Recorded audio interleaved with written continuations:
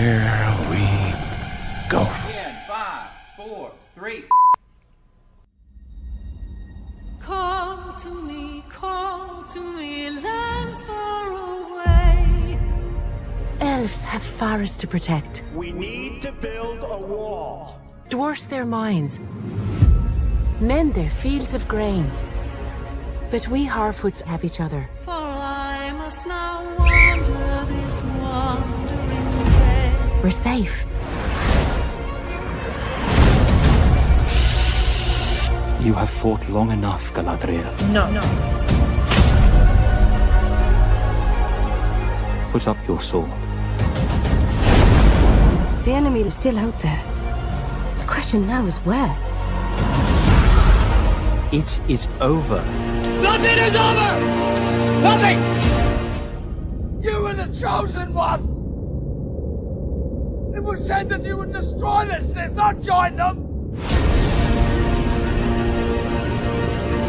If you only knew the power of the dark side. Darkness will march over the face of the earth. It will be the end, not just of our people, but all peoples. Everyone! I am sorry, but their time has come. The past is with us all. The past is dead. We either move forward or we die with it. This could be the beginning of a new era.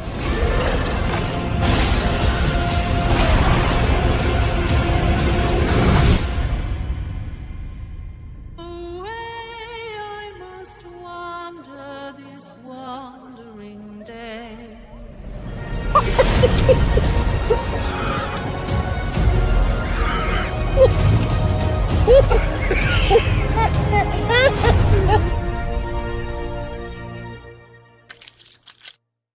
To him finally being lionized in the prime, and his prime. Fuck. Do it! Shit. Just do it! Don't let your dreams end. Yesterday, you said tomorrow. So just do it! Make your dreams come true! Luke went from being, oh no. Welcome, Slayer Nation. I have some great news for you today. I hope you're all doing great. Nope, that didn't work. One more. You have failed me for the last time. Welcome, Slayer Nation. I hope. If you're tired of starting over, stop giving up. That is eating away at what you love in order for it to shine. And one man's vision is... Sometimes you don't have to make things better for them to be great again. You merely have to Okay. Hollywood continues to slow boil the culture and crazy.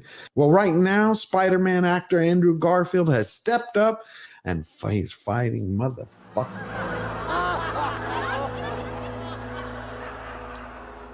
I can't do it.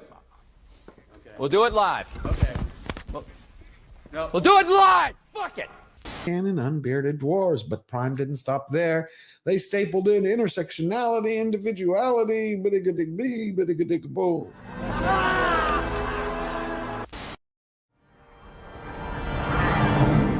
So it begins. At my signal, unleash hell.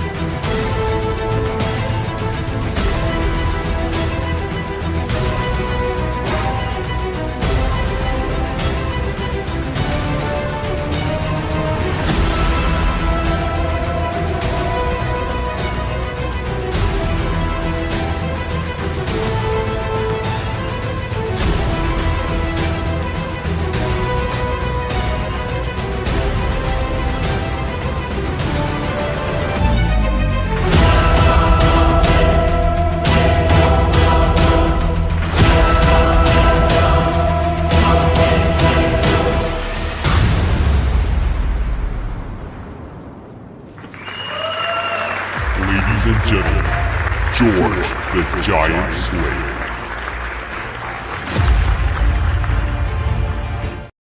What's going on, everybody? Welcome back to Slayer Nation Live, and I'm your host, George Molo. It's Sunday, July 12th, 2026, in the year of our Lord, and what a day. It's a Slayer Nation birthday celebration.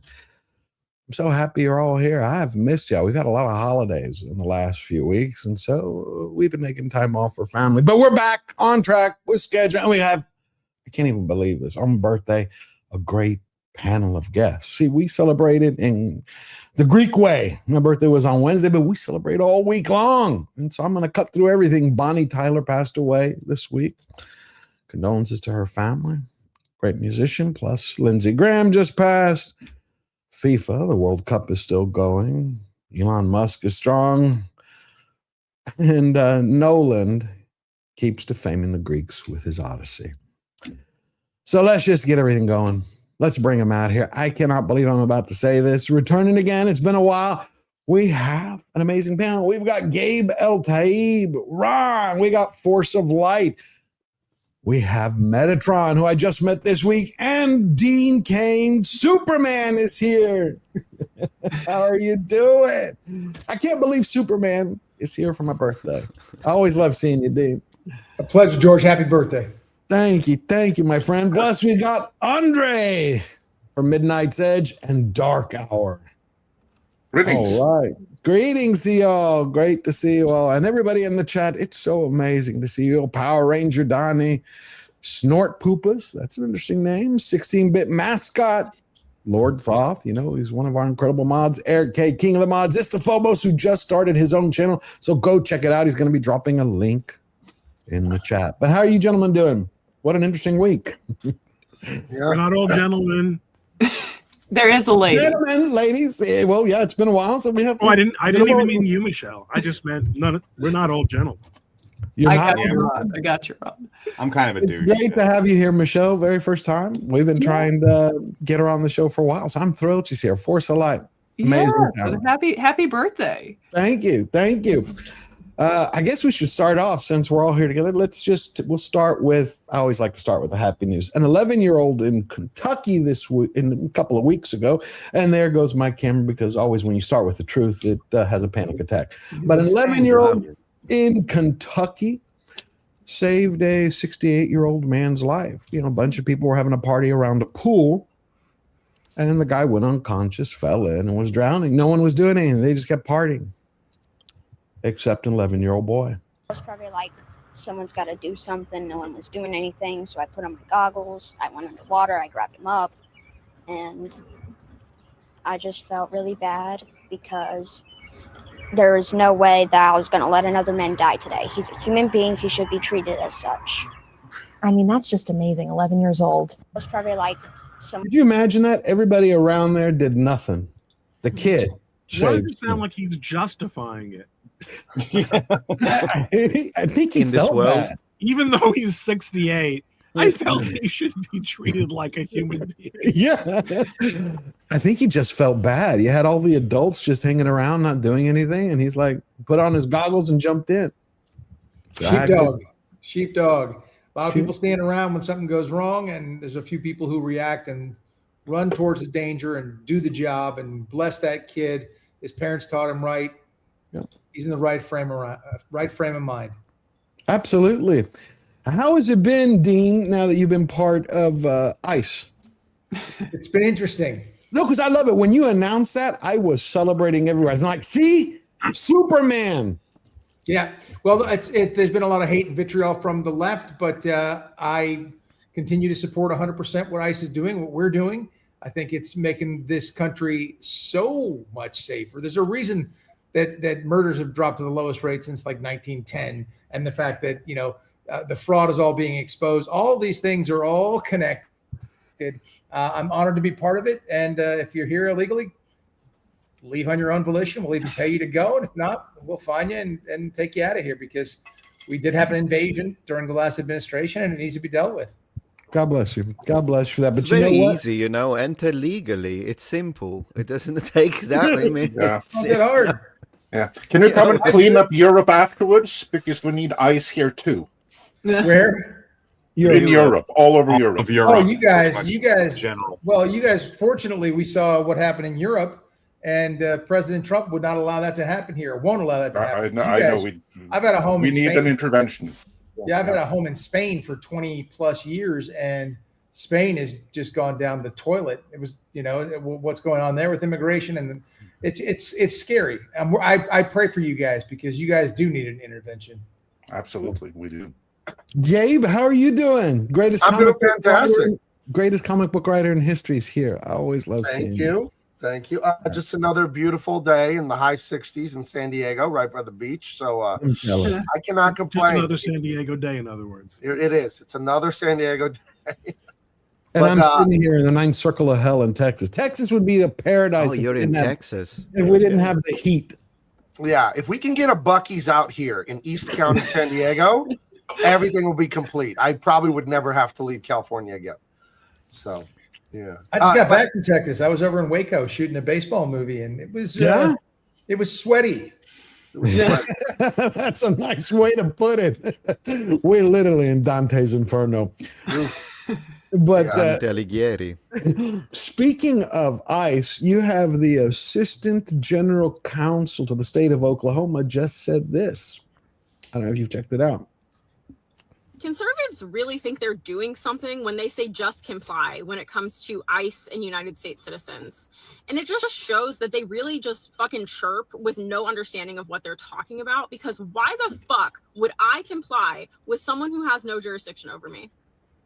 ICE has no authority and no jurisdiction over U.S. citizens. So why the fuck would I comply with an order given to me at gunpoint by somebody who has no fucking authority to make that order? I'm not going to. That's the fucking thing. And an ICE warrant, by the way, 99% of the time is an administrative warrant. It's not good enough for the fucking Fourth Amendment. It doesn't give you access to my house. It doesn't give you access to my car. And it certainly doesn't. Okay, enough of her. She just gets nastier. The point is like, I can only imagine what you have to deal with when you have that. I mean, well, she's wrong. She's wrong. And maybe we should put former in front of her title, because I imagine that's where she's going to be soon. ICE does have jurisdiction, even over our U.S. citizens, if you're impeding them. A judicial warrant is not required for federal law enforcement. The administrative warrant is just fine. And we are targeting the worst of the worst. But if you're there, you get caught up in the sweep, or if you impede, you're going to be in trouble, and we can arrest you and will. It almost sounds like those sovereign citizen. Yeah, exactly what I was thinking. That's what it reminds me of. Like, they think the laws don't apply to them. It's like still law enforcement. I mean, do correct me if I'm wrong, but I understand it's still a law enforcement body. 100%. So I would say behave with ICE just like you would with regular officers. If they ask you to do something, it's a lawful order, do it. And nothing is going to go south. In fact, every time something goes south, even with regular cops, it's because people have to be not reach out for things and stuff that you normally just don't do. It's really you're 100% nothing correct. says right. Nothing says government official like doing this with your head a lot. Yeah. I mean, it's true, but in it's a annoying TikTok because video, it's risky. Like you're endangering people because they're gonna believe her, and then they're gonna do something stupid. And you're also endangering law enforcement, who are then going to be a little bit jumpy, to put it mildly. Right. And if you're screaming at them and throwing things at them and following them down the streets or trying to block their cars in, you're going to have a problem. It's just like the two incidents we've had with ICE. It was because of people getting in the way. Mm-hmm. If they literally just would have stayed out of the way, nothing would have happened. That's Three the incidents. We just kind of unfortunately woman. have another one. Oh. That's the kind of woman where her husband or boyfriend gets home from work. He sits in the driveway for half an hour. I agree. Just breathing deeply, like. But I don't understand it. I grew up, and the way I was raised is you respect law enforcement. Of course. They say you do. They say, give me your ID. Here's my ID, officer. It's like I got pulled over, I think, the first time in, 10 years. I did a California stop where I kind of rolled right through it. It was midnight. Officer pulls me over, whoop. And because we have also law enforcement in our family, I took my keys in my right hand, my ID and my insurance in my left hand, but both hands out of the car. So he Turn the comes dome up light on. Yeah, and he can see that here's both hands. He relaxes. And he's like, everything okay? He goes, you saw what you did? I'm like, he's like, you can go. I was like, I mean, it was Of course. like, he's like, no problem. You didn't blow through it. You just don't do it. It's midnight. Like some schmuck kid could be running around and you don't. Like, no problem, officer. It also gives him probable cause to check you out, and that's what his job is on patrol. You done something, now he gives probable cause to stop you. And if he goes to talk to you and you don't do any of those things, and there's marijuana smoke wafting out of there, and there's a gun visible on the, on the dashboard or something, and or paraphernalia, drug paraphernalia. If you're hammered, they have probable cause to talk to you now. It's pretty simple. I've never seen until I started watching what ICE had to deal with when we were watching it on the nightly news. I've never seen so many people. I'm like, it was surreal. I'm like, in Texas, I know the officers would be like, yeah, come over here, and they beat the hell out of them, or at least they used to. I've never seen people who are like, you can't tell me what to do. I don't have to do this. I'm going to do whatever the hell I want. A lot of paid agitators too, so it's a bad combination, and I'm hoping that tide turns soon for our law enforcement officers, for our country. I think it's the better thing all the way around. 100%. At the end of the day, officers want to go home to their families, right? That's something that I don't know why. It's a dangerous job. I am very grateful for what law enforcement does. The cops who restrained at least one, but certainly one very famous criminal who was whacked out on drugs, ended up going to prison for it. George Floyd. Yeah. It is very hard to justify to somebody going into law enforcement unless it's something they really, really want to do, like as a mission, because you have as good a chance, depending on where you're serving, as being punished for your bravery as rewarded.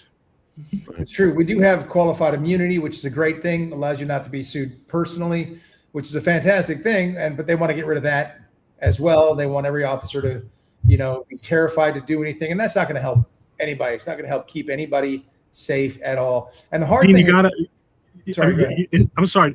The development of body cams has been. I mean, because you're not a lifer, but you talk to the guys, you see what we see. I mean, there are left-wing commentators who are now trying to attack body cams because they're such a gift. It worked exactly backwards as how they thought. They were hoisted on their own petard with the body cams. To go Shakespeare. All right, nice. Yeah. The thing is, also one of the things is in a normal average human being's life, regular citizen, you're going to have five awfully traumatic, awful events. Car accident, someone gets shot or run over or something of that nature. The average police officer over a 10-year period of time will see probably 600. And they have to deal with that too, which is really tough. So why make their jobs harder? Why wind them up further? And it doesn't pay for jack. It doesn't pay much. These are just a certain type of person. Sheepdogs, like that 11-year-old kid who will step in and do the right thing when the right thing needs to be done. Daniel Penny is a great example of a civilian stepping in, doing the right thing. And look what they try to do to him. Oh, it's awful. And I think that's one of the reasons I'm going to bring this up. I mean, I'm thrilled that you're all here. It's one of the reasons why I love what you and Gabe have been doing. You've been bringing back that American spirit. And I wanted y'all to share that. I love it. Gabe, will you talk about it a little bit and show everybody? Well, sure. Thank you for that. To me, what I think a lot of people don't realize, but you can't not see it once you see it, is that entertainment is persuasion. That's what it is. Your subconscious cannot tell the difference between reality and a movie. That's why you jump when there's a monster on the screen, right? Because your subconscious is reacting to the well-written, well-acted, the performances. And that's why this woke entertainment that is anti-American, anti-family, anti-father, anti-Christian, anti-anything good, that's why it's actually bad. I don't like to criticize movies for being bad, like poorly acted or poorly written. I criticize them on their morality, because this stuff is a persuasion soup and people marinate in it for decades. Filthy music, filthy movies, filthy everything. I was raised in a household where it was not allowed. So to me, I'm from the outside looking in, and it is so obvious that you should use stories to entertain. That's number one, always. But number two, to inspire and uplift. You really should. And you can have so much fun making clean entertainment that's thrilling. I would say the original Star Wars, it's totally a clean movie. You can show that to little kids. There's nothing filthy in it. And yet it's totally inspiring and engaging for adults.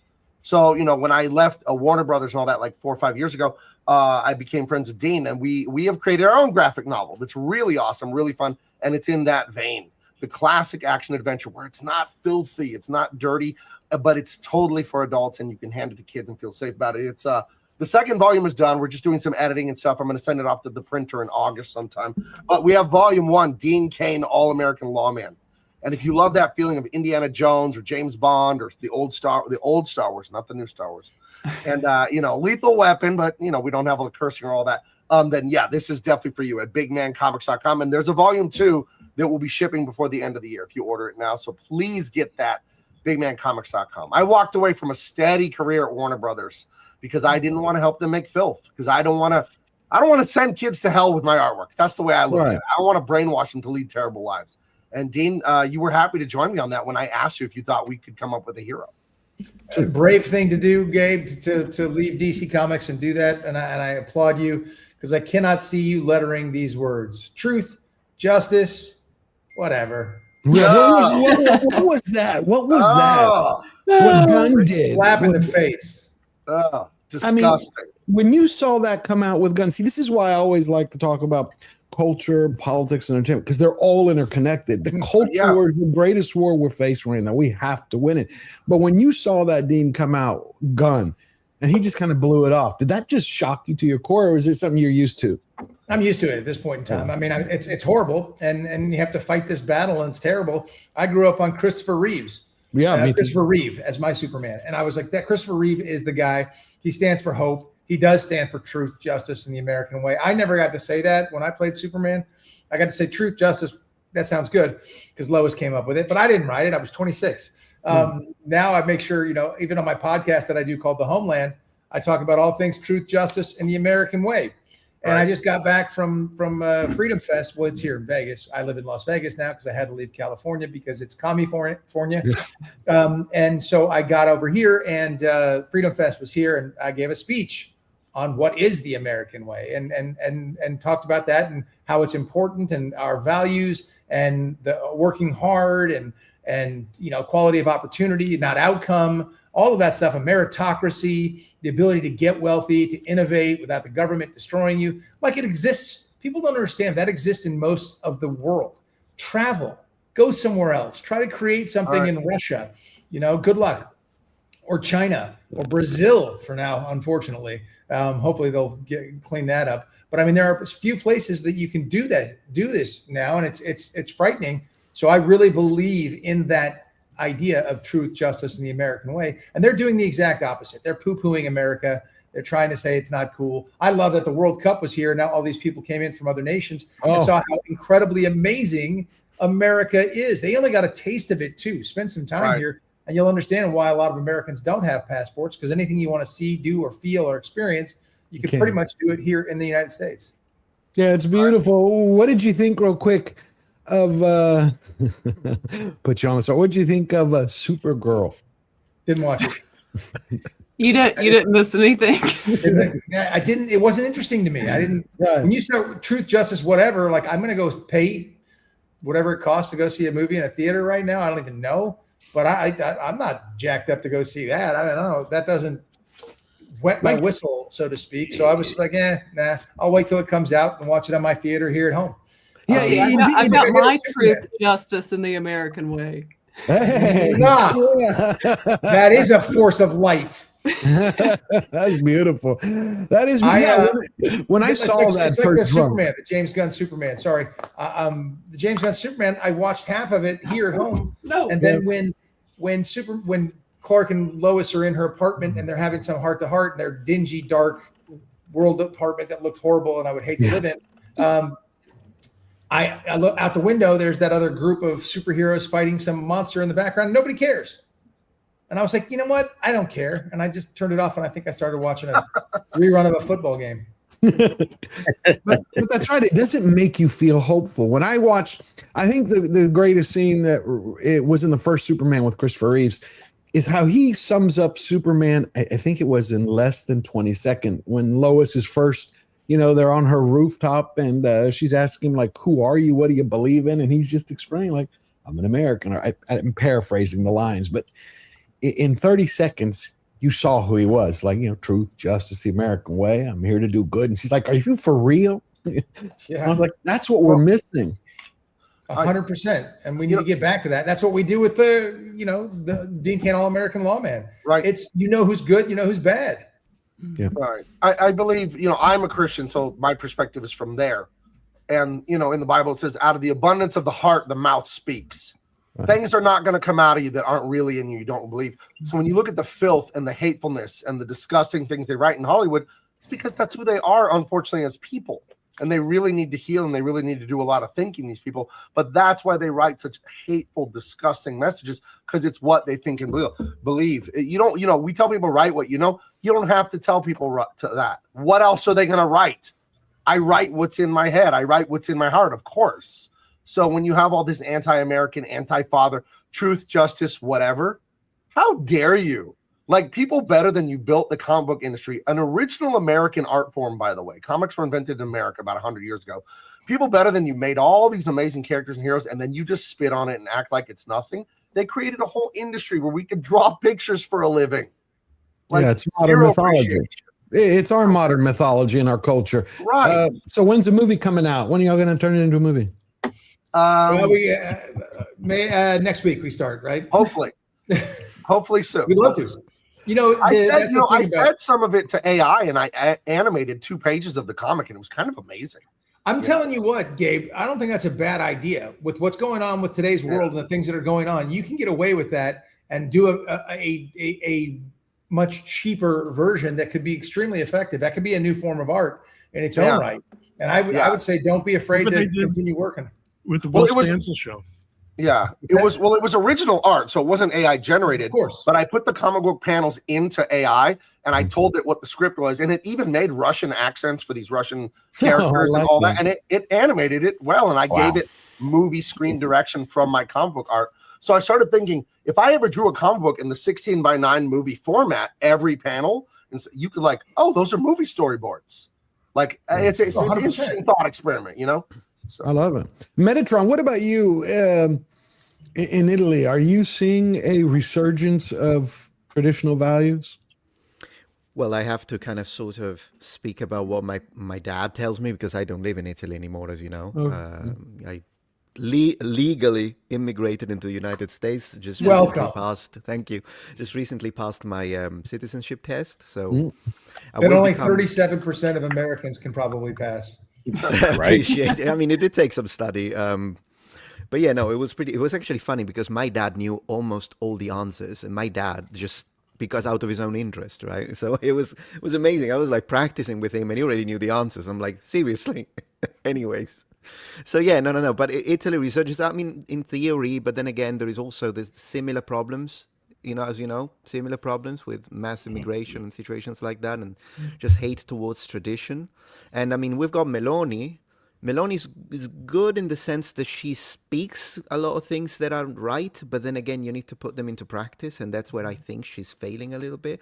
But then again, that's just off of what my dad tells me, because of course, every phone call from my dad is, "Ciao, papa." So I'm like, "Hey, Dad, how are you?" His answer is, "The left." So, I mean, that's my dad, which, I mean, he's great. He's fantastic. And of course, I agree with him in a lot of situations, but secondhand information now. It's why I've been living here for a while. That's that's when I talk to my cousins in Greece. I'm like, and they're like, "You should see the Odyssey, the left." And they go on. And it's like my cousin there, he owns a hair salon. He's never hired an employee, but he's Greek American. It's a little bit different work ethic. And so he's been working 7 days a week. He wants to buy a home. He wants to do certain things. And so his mom convinced him to hire an employee. After years, he finally hired one. The employee stole from him, so he fired her. 2 weeks later, he gets a visit from the police. They're like, you illegally fired this employee. Da, da, da, da. Then he gets served. Then he's got to go to court. And I'm like, what's going on? He goes, that's the socialism that has crept into Greece. He's like, I opened on a Sunday there the first time. And he goes, every hair salon in a 2-kilometer area or filing suit that Sunday is a day of rest. And I was like, what are you talking about? Do whatever you want. He's like, no, it's not like that. We're trying to get it back to what it used to be. So it's crazy how much the left is on the march everywhere. See, And the as solution, sorry to interrupt you, Stu, what I do, never go to a barber, never go to a hair salon. Like 9 years. It's been 9 years. It's problem solved. Ron does the exact same thing. Ron does the exact same thing. But I think that's why Christopher Nolan's Odyssey has hit such. Well, we have Metatron here, and I don't know, he's going to be with us for a little bit before he has to go. So I thought it'd be a good point to talk about it because it all ties back into what Gabe is doing, what Dean is doing, the work that Ron represents, that this cultural force of life is doing. DA is here; he's joining us. Dark Hour, Andre. Hi. Nolan's Odyssey is such a slap in the face to Greece and the entire Western civilization. Yes. And then yesterday I watched your video and I'm like, I couldn't believe it. We had the Minister of Culture is completely backing him in Greece, just completely backing him. So I dug in, I started writing emails to cousins. One of them works with an assistant in the Voulia in the parliament. And what comes out this morning, you won't believe it. It now started to make even more sense. Where did Christopher Nolan get his inspiration? Where did Christopher Nolan get his inspiration? Hold on. For the movie. I would hope from the book, The Odyssey. Written no, not The Odyssey. A leftist translation of The Odyssey by someone else? We know the Emily Wilson, but he's saying something else. Yes, now I'm excited. He used Emily Wilson's blueprint. And I've heard a lot of people, I'm going to say this, it doesn't concern me. I think the proof is in the pudding there. There are a lot of people who keep talking about Nolan in like hushed terms, like they're afraid. They're like, because Christopher Nolan has a 28-year career and he's never gone woke. That doesn't mean anything. When you look into the man's background, you can find online, it's available for everyone. He attended the Pink Pussy Hat marches against Trump, against the United States. He was there. They're readily available. He hasn't talked publicly about his politics, but privately, you see where he's at. Well, he gave an interview yesterday, since it's the 31st one, and he explained what was the film that he's been showing to the cast. Christopher Nolan was inspired by Martin Scorsese's The Last Temptation of Christ. That's what one of his key influences. He wanted to create the same thing, the controversy, the way Scorsese depicted Christ as being tempted to have a regular life, to have sex, And so Nolan was explaining it to USA Today. It turns out that Ryan connecting the Odyssey to The Last Temptation of Christ was no mistake. Nolan screened Scorsese's masterpiece, as this reporter writes, for his cast and crew before shooting his latest film. We screened a few different films in pre-production, and that one in particular we got a print of, Nolan says. It's a stunning movie and a shocking film. There were technical things that Scorsese was doing that were quite inspiring, but more than that, the figure of Jesus and what he does with him was very challenging to the audience. That was quite inspiring from the point of view of Odysseus.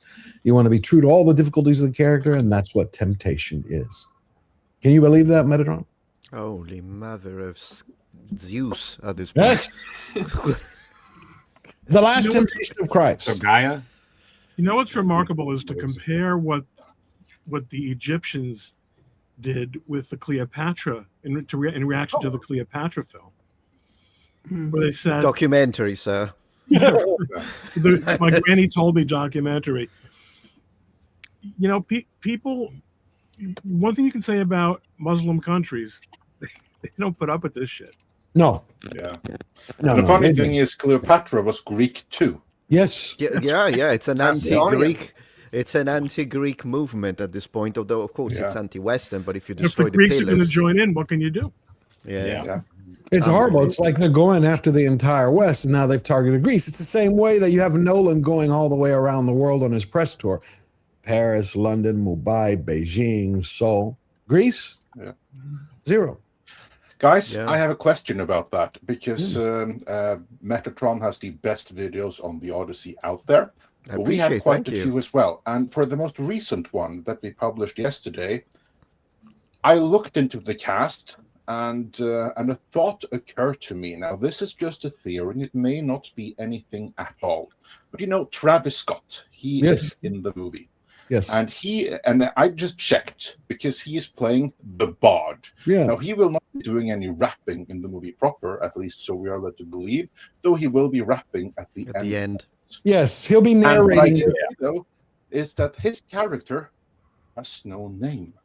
Just the Bard. No he's name. supposed to be Demonicus, but he's supposed to be that? No, he's supposed to be, because I have 2 sources who are working on the film doing the audio. Good. Now, it's just like you have Paige is playing Sinon, because, again, this is another problem that I have.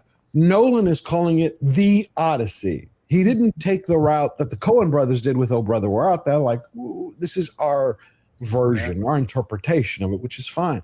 He wants to brand his version of the Odyssey for this generation, this new one, to go, this is it. That's why he's twisting everything around. That's why he's pulled from Virgil's Aeneid. You're talking about an ancient Roman book where he's pulling Sinon from, who's being played by Ellen Page to play a male Greek liar. Well, I'm glad you said that, because I was afraid that Travis Scott was playing Homer himself. No. That was like the end revelation. Oh, goodness How gracious. awesome would that have been? Oh, wow. No. That evidently is not happening, though, so I'm glad to hear that. At the very least. But at this point, you may as well. Yeah, I mean, there's no difference, because Nolan views the Bard as a stand-in for Homer. It's like there's nothing that hasn't been done that has angered me so much as what's going on with Tell me about it. I need professional help over here. I think I made 35 videos. I mean, this is not normal. I think we've nailed down the helmets issue. This morning, I just released, an hour ago, I just released my new one. And it was, I'll share it here. So the Ecomed scandal, if y'all know, is like the Ministry of Greek Culture gave 6.5 million euros to Nolan. It was originally supposed to be 16 million. They withheld the last 10 million because there were conditions. I'm now getting the papers from a couple of attorneys. The conditions were, the primary one is that they had to have escorts for shooting at the historical sites, the national treasures, but it was to have Greeks in key roles. I mean, they put half a dozen as extras, and they felt like that was fulfilled, so Greece withheld the money. But it said key roles. So the production company was like, well, this is what we view as key. An extra. Unbelievable. Well, do you know what caught my eye about at least the last trailer, George, is if you're going to film in Greece, and the movie Troy filmed in Greece, and think about how beautiful that movie is. Like, it took the natural beauty of Greece and really used it in the movie. The last trailer, did you guys not notice how they really toned down the colors, and they just are not representing how beautiful Greece is if you just get a camera out there and film it. It was kind of a weird choice, I thought. Even without all of the other controversy, it's just a dull, boring looking movie. I'm surprised at Chris Nolan. Normally he has a certain eye that I enjoy, and I haven't seen it in the trailer. Maybe it'll show up in the movie, but I haven't seen it at all in any trailers and any footage. Yeah, that's one of the things he took away from us. Mediterranean polychromy in classical antiquity, it's literally that. You take this, and I say that as a man from the Mediterranean. That's where I grew up. That's my sea. And it's like the idea of all the structures and the clothing, it's a mirror to the natural colors of nature in that area. So the temples would have been in color, the clothes would have been in color, the statues were lifelike and painted. And it's all gone. I don't know. I just want to. It's what he wants. It's like, Dean, do you see stuff like that? It's like when someone with the reputation of Nolan putting out a film, a landmark story for 3 millennia, where he's twisting it on its head. Do you just see that as vision, or do you see that? To me, it looks purposeful. It looks like someone who's trying to undermine and reprogram everybody. I view it as Hollywood's plan. They want to build the new Tower of Babel. You have as many people who love the same thing can no longer talk to one another because they're speaking a different language. One person looks at the screen and they go, oh, that's Helena Troy. The other one goes, no, that's a DEI agenda. Helena Kanga. Sorry, go ahead. Did you see that? Did you ever expect that from someone? I know no one has seen it, but do you have any reaction to the Odyssey and what you've heard or seen? I loved the book.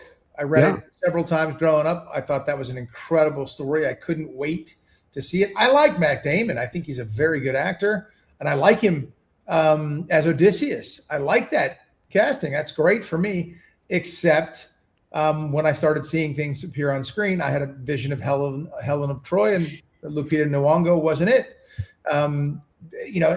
Those sort of things caught me off guard, to put it mildly. I'm still hoping to like the film, but after all the things I've heard, I can only think a guy like Christopher Nolan, who is so accomplished and so revered, had all the say that he wanted. And I think this is going to be what he wanted to put out there. And it probably is quite revisionist. And certainly maybe it has something to do with his view of the world. It's not the way I would have done it. Right. Hold on. We got someone coming in. Paul Chato is joining us. All right, Paul. You're muted, Paul. Standard Paul muting. It happens every week. Can't hear you. Can't hear you. Maybe the microphone. You can do sign if you want. Sign language. You're not going to beat an Italian, though. Have to actually put my microphone in. I was waiting for you to do sign. Come on. Anyway, yeah, I just view something like the Odyssey, and Paul, jump in here if you want. I view what we've seen so far in the news that we've had, like you have an entire story about Bronze Age Greece, a foundational story of Western civilization. No Greeks in it. I'm not even talking the actors. There's no Greek spirit in it. He's using Emily Wilson's blueprint, which changed every one of the characters. And the way she changed, it's like when I saw the latest trailer, the final trailer, you have Queen Penelope. She wasn't this ad for antidepressives. She was the embodiment, a beacon of hope. She knew in her gut her husband was coming home. Not, oh, the world will never return to the way it was. We'll never live that way again. That's Emily Wilson. And so I view that, and I'm like, why do you not want to uplift people with one of the greatest stories of returning home? Changing classic works from other languages, much less classical languages or ancient languages, into plain language, modern speech, is always going to have an effect of, and this is something that the people who write and publish such translations consider to be a feature, not a bug. They say, it makes it accessible. It makes it, we're getting rid of the cobwebs. We're making it, something that people can relate to, and they almost always fail to understand, because so few people study history, that epic poetry, like so much else that comes from antiquity, is meant to be set apart, is not meant to be a simulacrum. To pull from our headlines. Mm-hmm. Right, yeah. or from our locker rooms or our street corners. It was supposed to be an elevated way of understanding an elevated story. Right. There was rigor to it. There was. The American accent in the modern dialogue does throw me. I keep being asked, and I addressed that in the video today, because I've had people like, what's your problem with the American accent? I'm like, I love America. Greatest country on earth. I said, the problem is we used to use British accents in classic epics because it created distance in space and time. It told us this is way back then, not right now. I don't want to hear the same language that I hear my neighbor complaining about his garden gnomes or celebrity talking on to you. Don't. I personally would love to do it Mel Gibson, Homeric Greek, real thing. But if not, at least give us some. Yeah, it would be. Well, beyond the American accents, you have modern language. Yeah.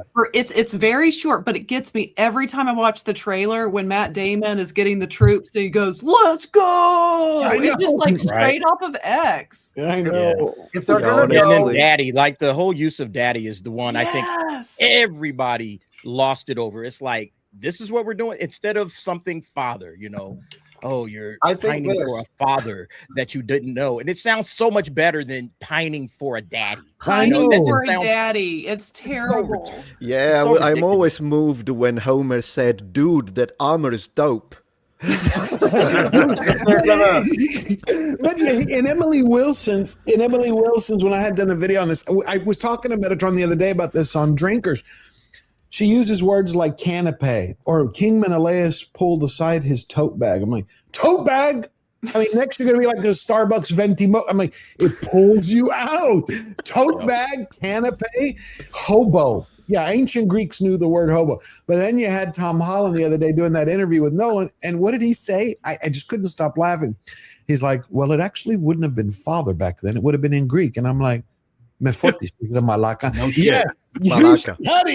you studied for a year and a half to find out that ancient Greeks spoke Greek. Go back far enough, and there wasn't any languages. We were just pointing and screeching in directions. But his I'll tell you what, answer- though. I'll tell you what. If you had Mel Gibson directing the Odyssey and Tom Hardy was starring in it, Yes. I'd go right now. So much better. Oh, yeah. Oh my goodness. But Right see, now. Gibson proved that, Dean. Gibson proved that Apocalypto, the Passion of the Christ, go with the original language. Look how much money he made. Not only the cultural impact, but the money. I was like, put it in Homeric Greek. If they're gonna go with an American accent, then quit being cowards and double down. Why don't we go with like a Long Island or maybe like an East LA vato? Like, come on, let's go with a real specific American accent. Let's do that. You know? Generally, the one people think of whenever you ask like someone from a different country to do an accent, they default to a really deep South Texas accent. Right, Like, right. That should be what we do. Just Y'all. It's the I South would- Pops, y'all. I would Gabe's go with making a Kevin really important Costner's point. British accent from Robin Hood. Oh God, that was or wait a minute, and then you had the pictures that started coming out. It's Robin Hood, men in tights. King Menelaus, that Homer described as golden haired, is there with his little buddy Spidey Butt. I mean, the costumes, it's like Party City. I don't know. I expected different from Nolan. I do think they're being woke, of course, because it's Hollywood, but I actually kind of think they're just being super artsy and getting high off their own supply. I really think it's like just being pretentious and just a bit too cute. Okay. It's like Also, that bear in addition to stage, being woke. that bear stage, sort of style, waiting for Lefty, let the audience fill in the details. But this is cinema, gang, and it's an epic. It's an epic. Make it epic. Yes. Yeah. you're The other right. thing is, it doesn't feel authentic. It doesn't feel real. It doesn't feel. And I've made video upon video about this. In this particular day and age, authenticity is the currency. All right. People want something that feels real. Like, okay, if I'm watching the Odyssey, I want to see it through Homer's eyes. I'm not trying to see it through Christopher Nolan. Now, obviously, Chris Nolan's got to make the movie, but Right. I think we should be trying to get as close as we can to what the Odyssey was instead of doing some off the wall interpretation of the Odyssey. We prefer to see something that's authentic and real. And I think that audiences all over the world have been pretty much clamoring for that. And the fact that we're getting this, that's one of the biggest reasons we're getting a lot of pushback. Well, for this movie. I think it's because we haven't really been sold what the vision is. I slightly object to the premise that someone can't come up with something interesting. I thought Baz Luhrmann's Moulin Rouge was a riot. It was not historically accurate, but it was very complete. It was clear what it was going to deliver, and it was super entertaining. And you could have done a Baz Luhrmann version of the Odyssey, and I probably would have been completely fine with it because you know what you're going in for. Like, what's his name? The French director who did The Fifth Element, Luc Besson. Oh, Luc Besson. Yeah. So if Luc Besson was doing something, I'd go, okay, I kind of get what we're going to get. It might be really fabulous. It might be probably really horrible. Until he did Dracula, I would have agreed with you. Yeah, well, he's done a lot of crappy stuff. But Yeah. that being said, we have an idea in our heads already, a preconceived notion what a Nolan version of the Odyssey might be like. When he was first announced that he was going to be doing it, I think I can speak for everyone here. We were kind of jazzed by it.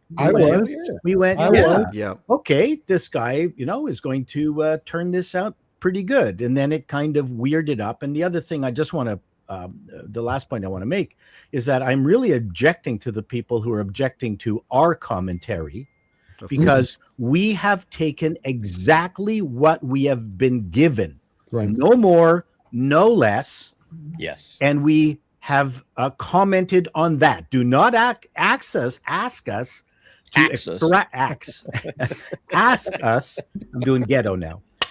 Ask us to extrapolate on things that we know nothing about. So it's the converse of people complaining, like Nolan himself said, watch the goddamn movie and then say it, but don't give us all this. Don't give us these breadcrumbs that look like shit, because we're going to comment on it, and we have every right to comment on the fact that the breadcrumbs look like shit.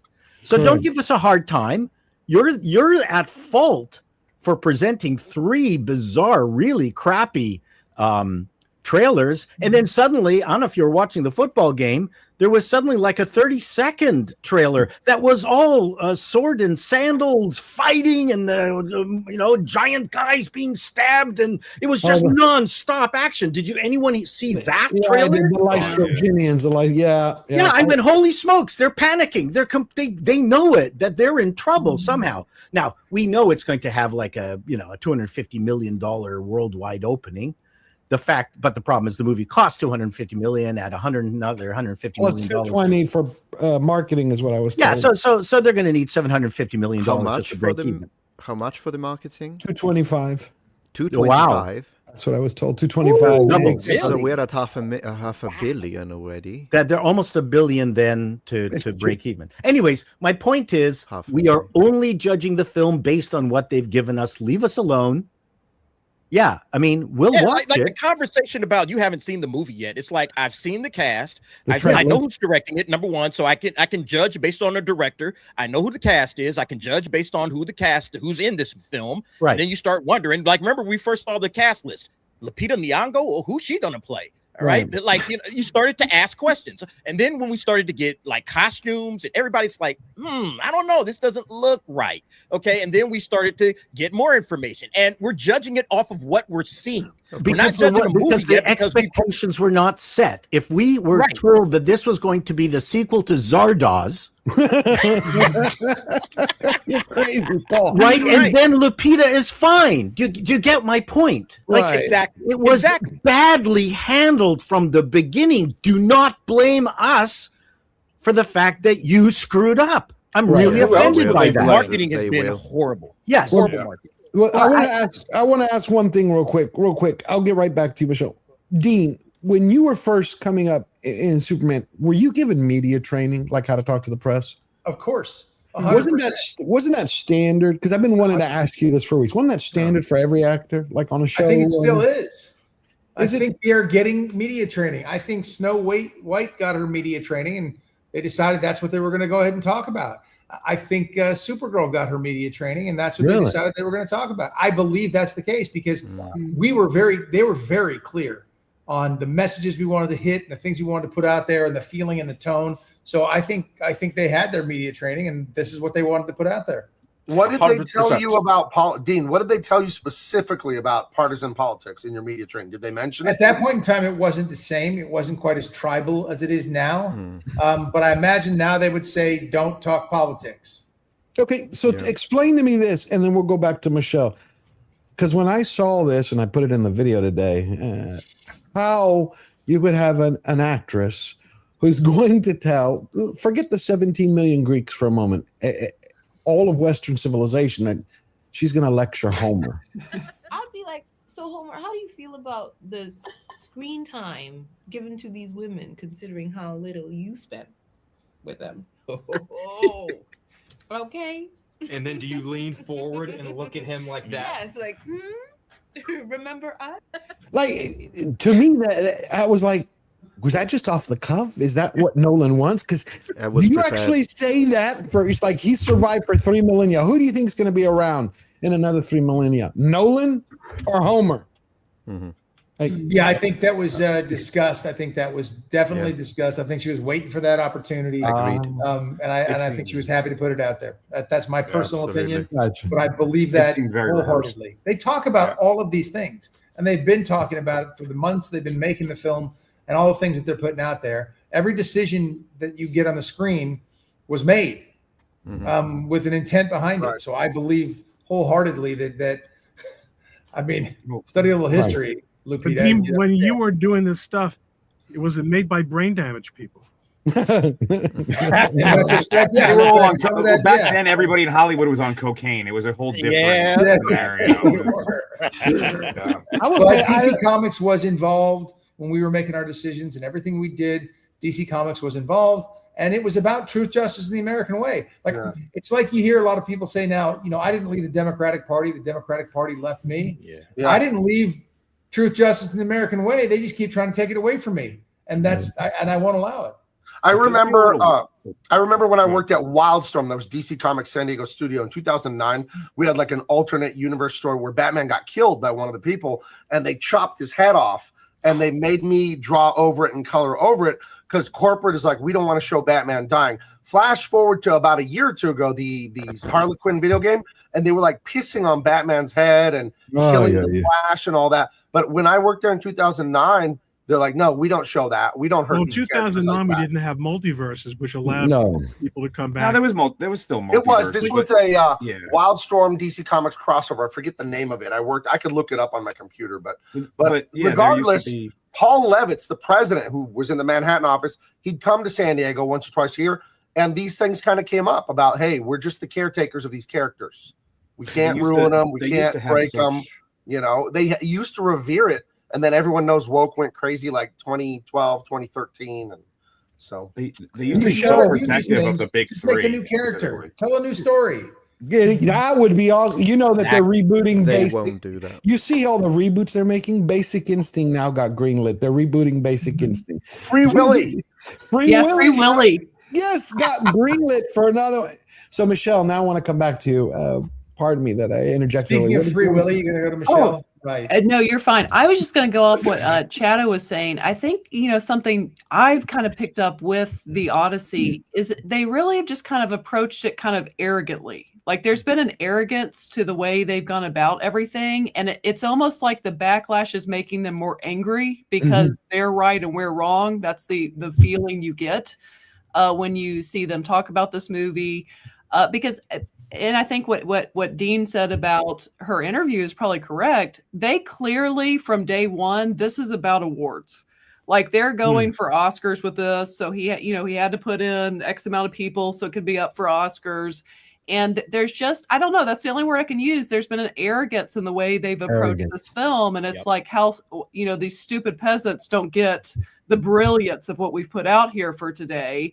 And, I'm going to go see it Thursday. I'll judge it based off, the movie. I hope I hope I'm not bored for 3 hours. I hope it's entertaining. But yeah, they've approached it. I just feel they've really missed the mark in how they've approached it from the beginning almost. I agree with you. And especially the way they hid the cast. I mean, they went on Telemundo the other day. Nothing wrong with going on Telemundo, but I was doing research. Chris Nolan has never gone on Telemundo. He's never acted like Universal's tour guide. Now they have him up on the screen when you go on the Universal tour bus. You'd have a video. He's like, hello, welcome. I'm Christopher Nolan. I'm like, here's our Viking shit. I'm like, come on. Is that, to me, either this is the greatest marketing campaign ever to fail or it's desperation. And then we have the London premiere where they first wheel out Paige. And I put this in the video today. I'm serious. When you watch the video, you don't need to see it's just a picture. Which one looks like the Bronze Age beast and which one looks like a Muppet? A Muppet. Seriously, casting to me was off. I'm not a professional. Reality is worse than the AI clips, if anything. I know. It's just how it doesn't make sense to me. Trailers, because you hear all these Hollywood critics are saying, how do you judge a film before you've seen it? That's the trailer's job. Then you have it's to the point where I keep going back to authenticity because they're disconnected from the general public. That's why, to your point, Michelle, they can make a movie like this and not get it. Like, why is everybody upset? Why are the chuds so upset about this? Because you guys are not connected to what the general audience. Forget us, geeks and nerds on YouTube. Right. Let's talk about just regular, normal, mainstream, run-of-the-mill Americans and everybody else out there in the world. They have no idea what we want. And like I said, we want something that feels real.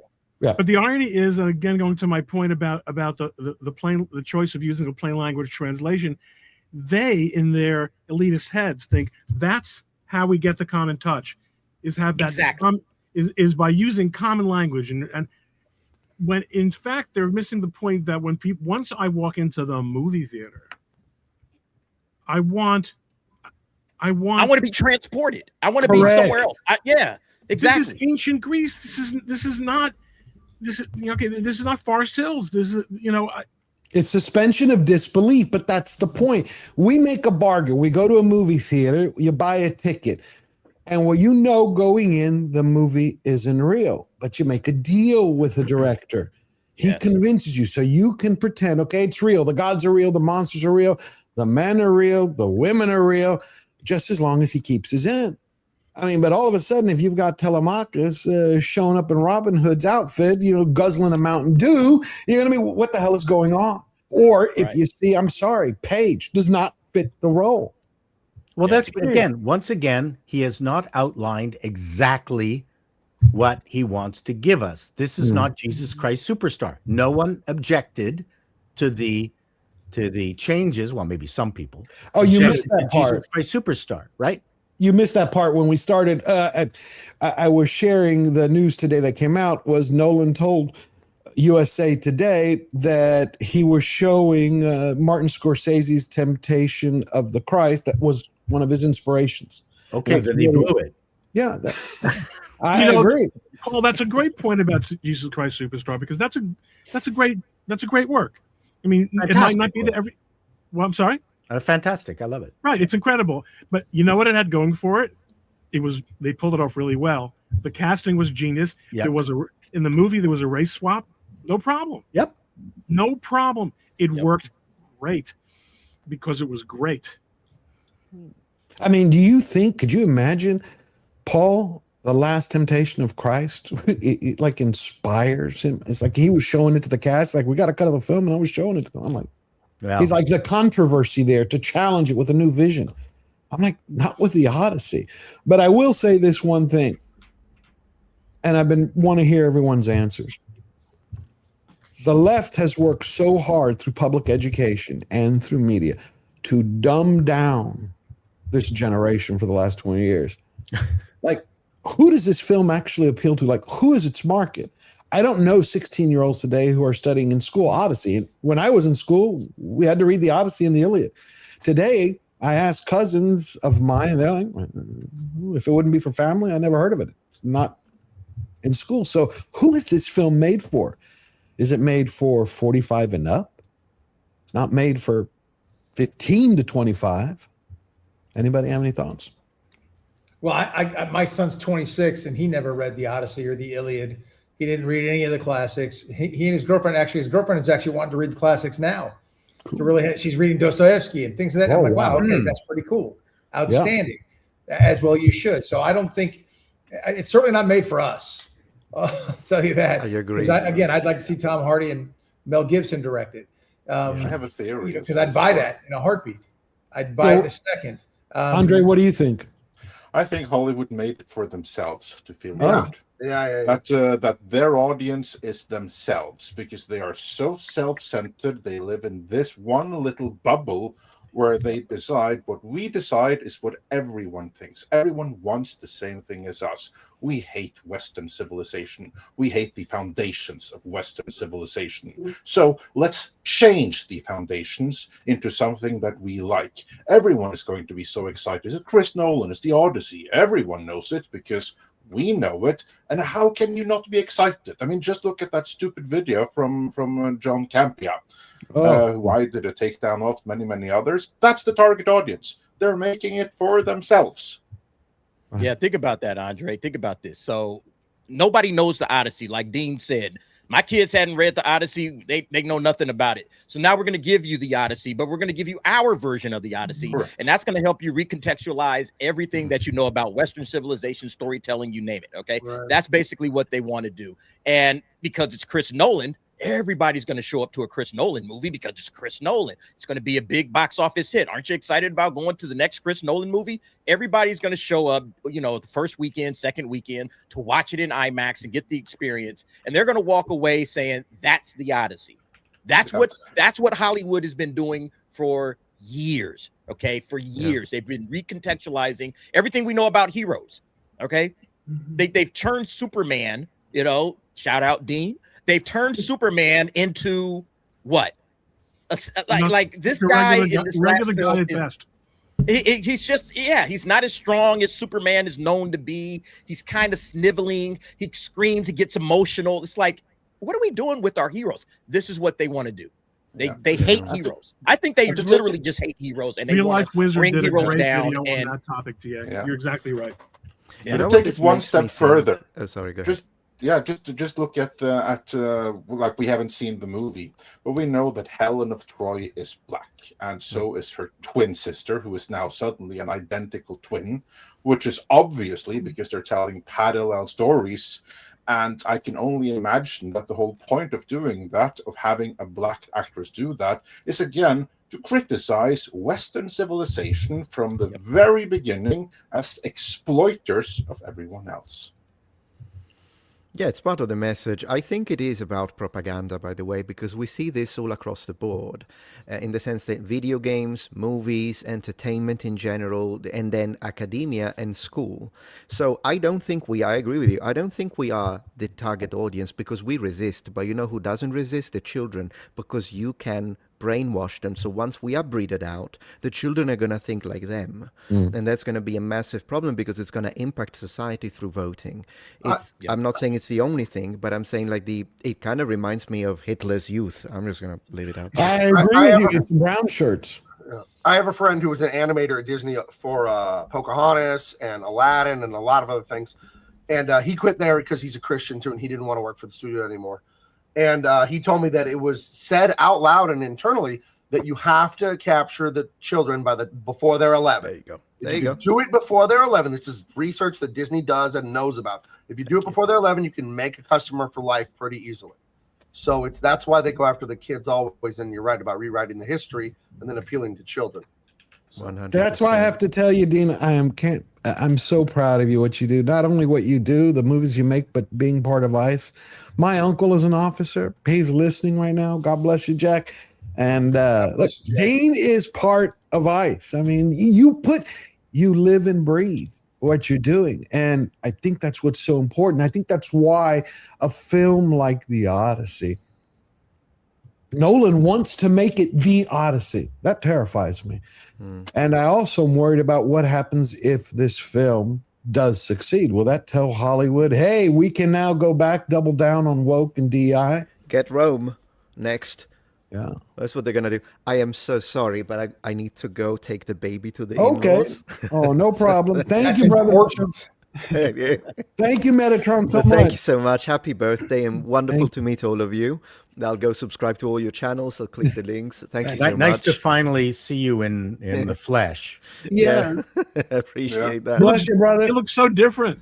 Yeah, very different. Yeah, look at this. Living in America now. He's eating American. I'd love to have you on and talk some Odyssey.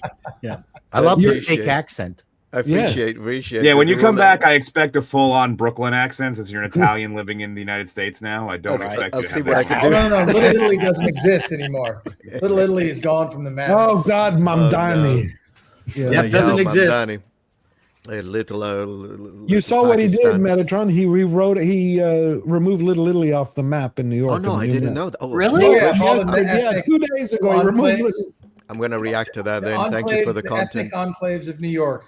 Little Italy was gone. He put it back. He's putting it back now after screaming for the Italians. Did you hear real quick? Did you hear about what he's going to do? Did you hear what he's going to do on 9/11? No. I've read it twice. Going to recreate what happened. I have not. No, that's Hassan Piker and then Taraj. But yeah, I haven't confirmed it. I've read it twice. I found 2 articles. I need a third to confirm it. But there are reports that on 9/11, when he gives a speech to, and reads all the names, he's going to add the names of the hijackers because he says they died. Oh my God!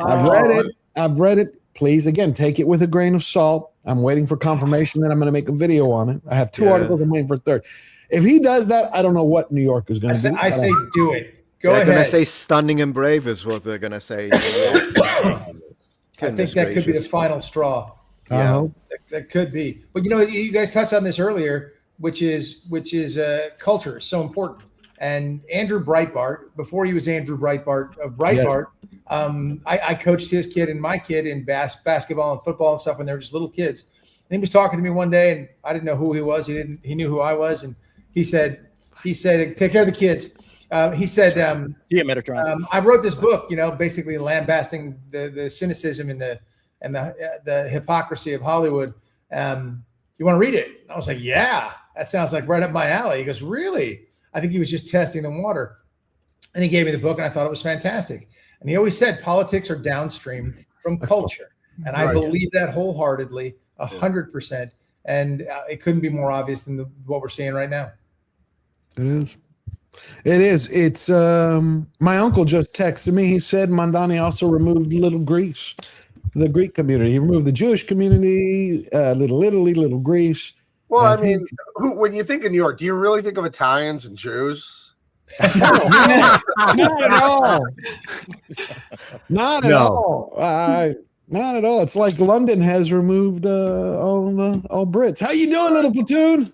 Hello. Good to be back. How are you doing? Great to see you. Great to see you, my friend. Happy birthday.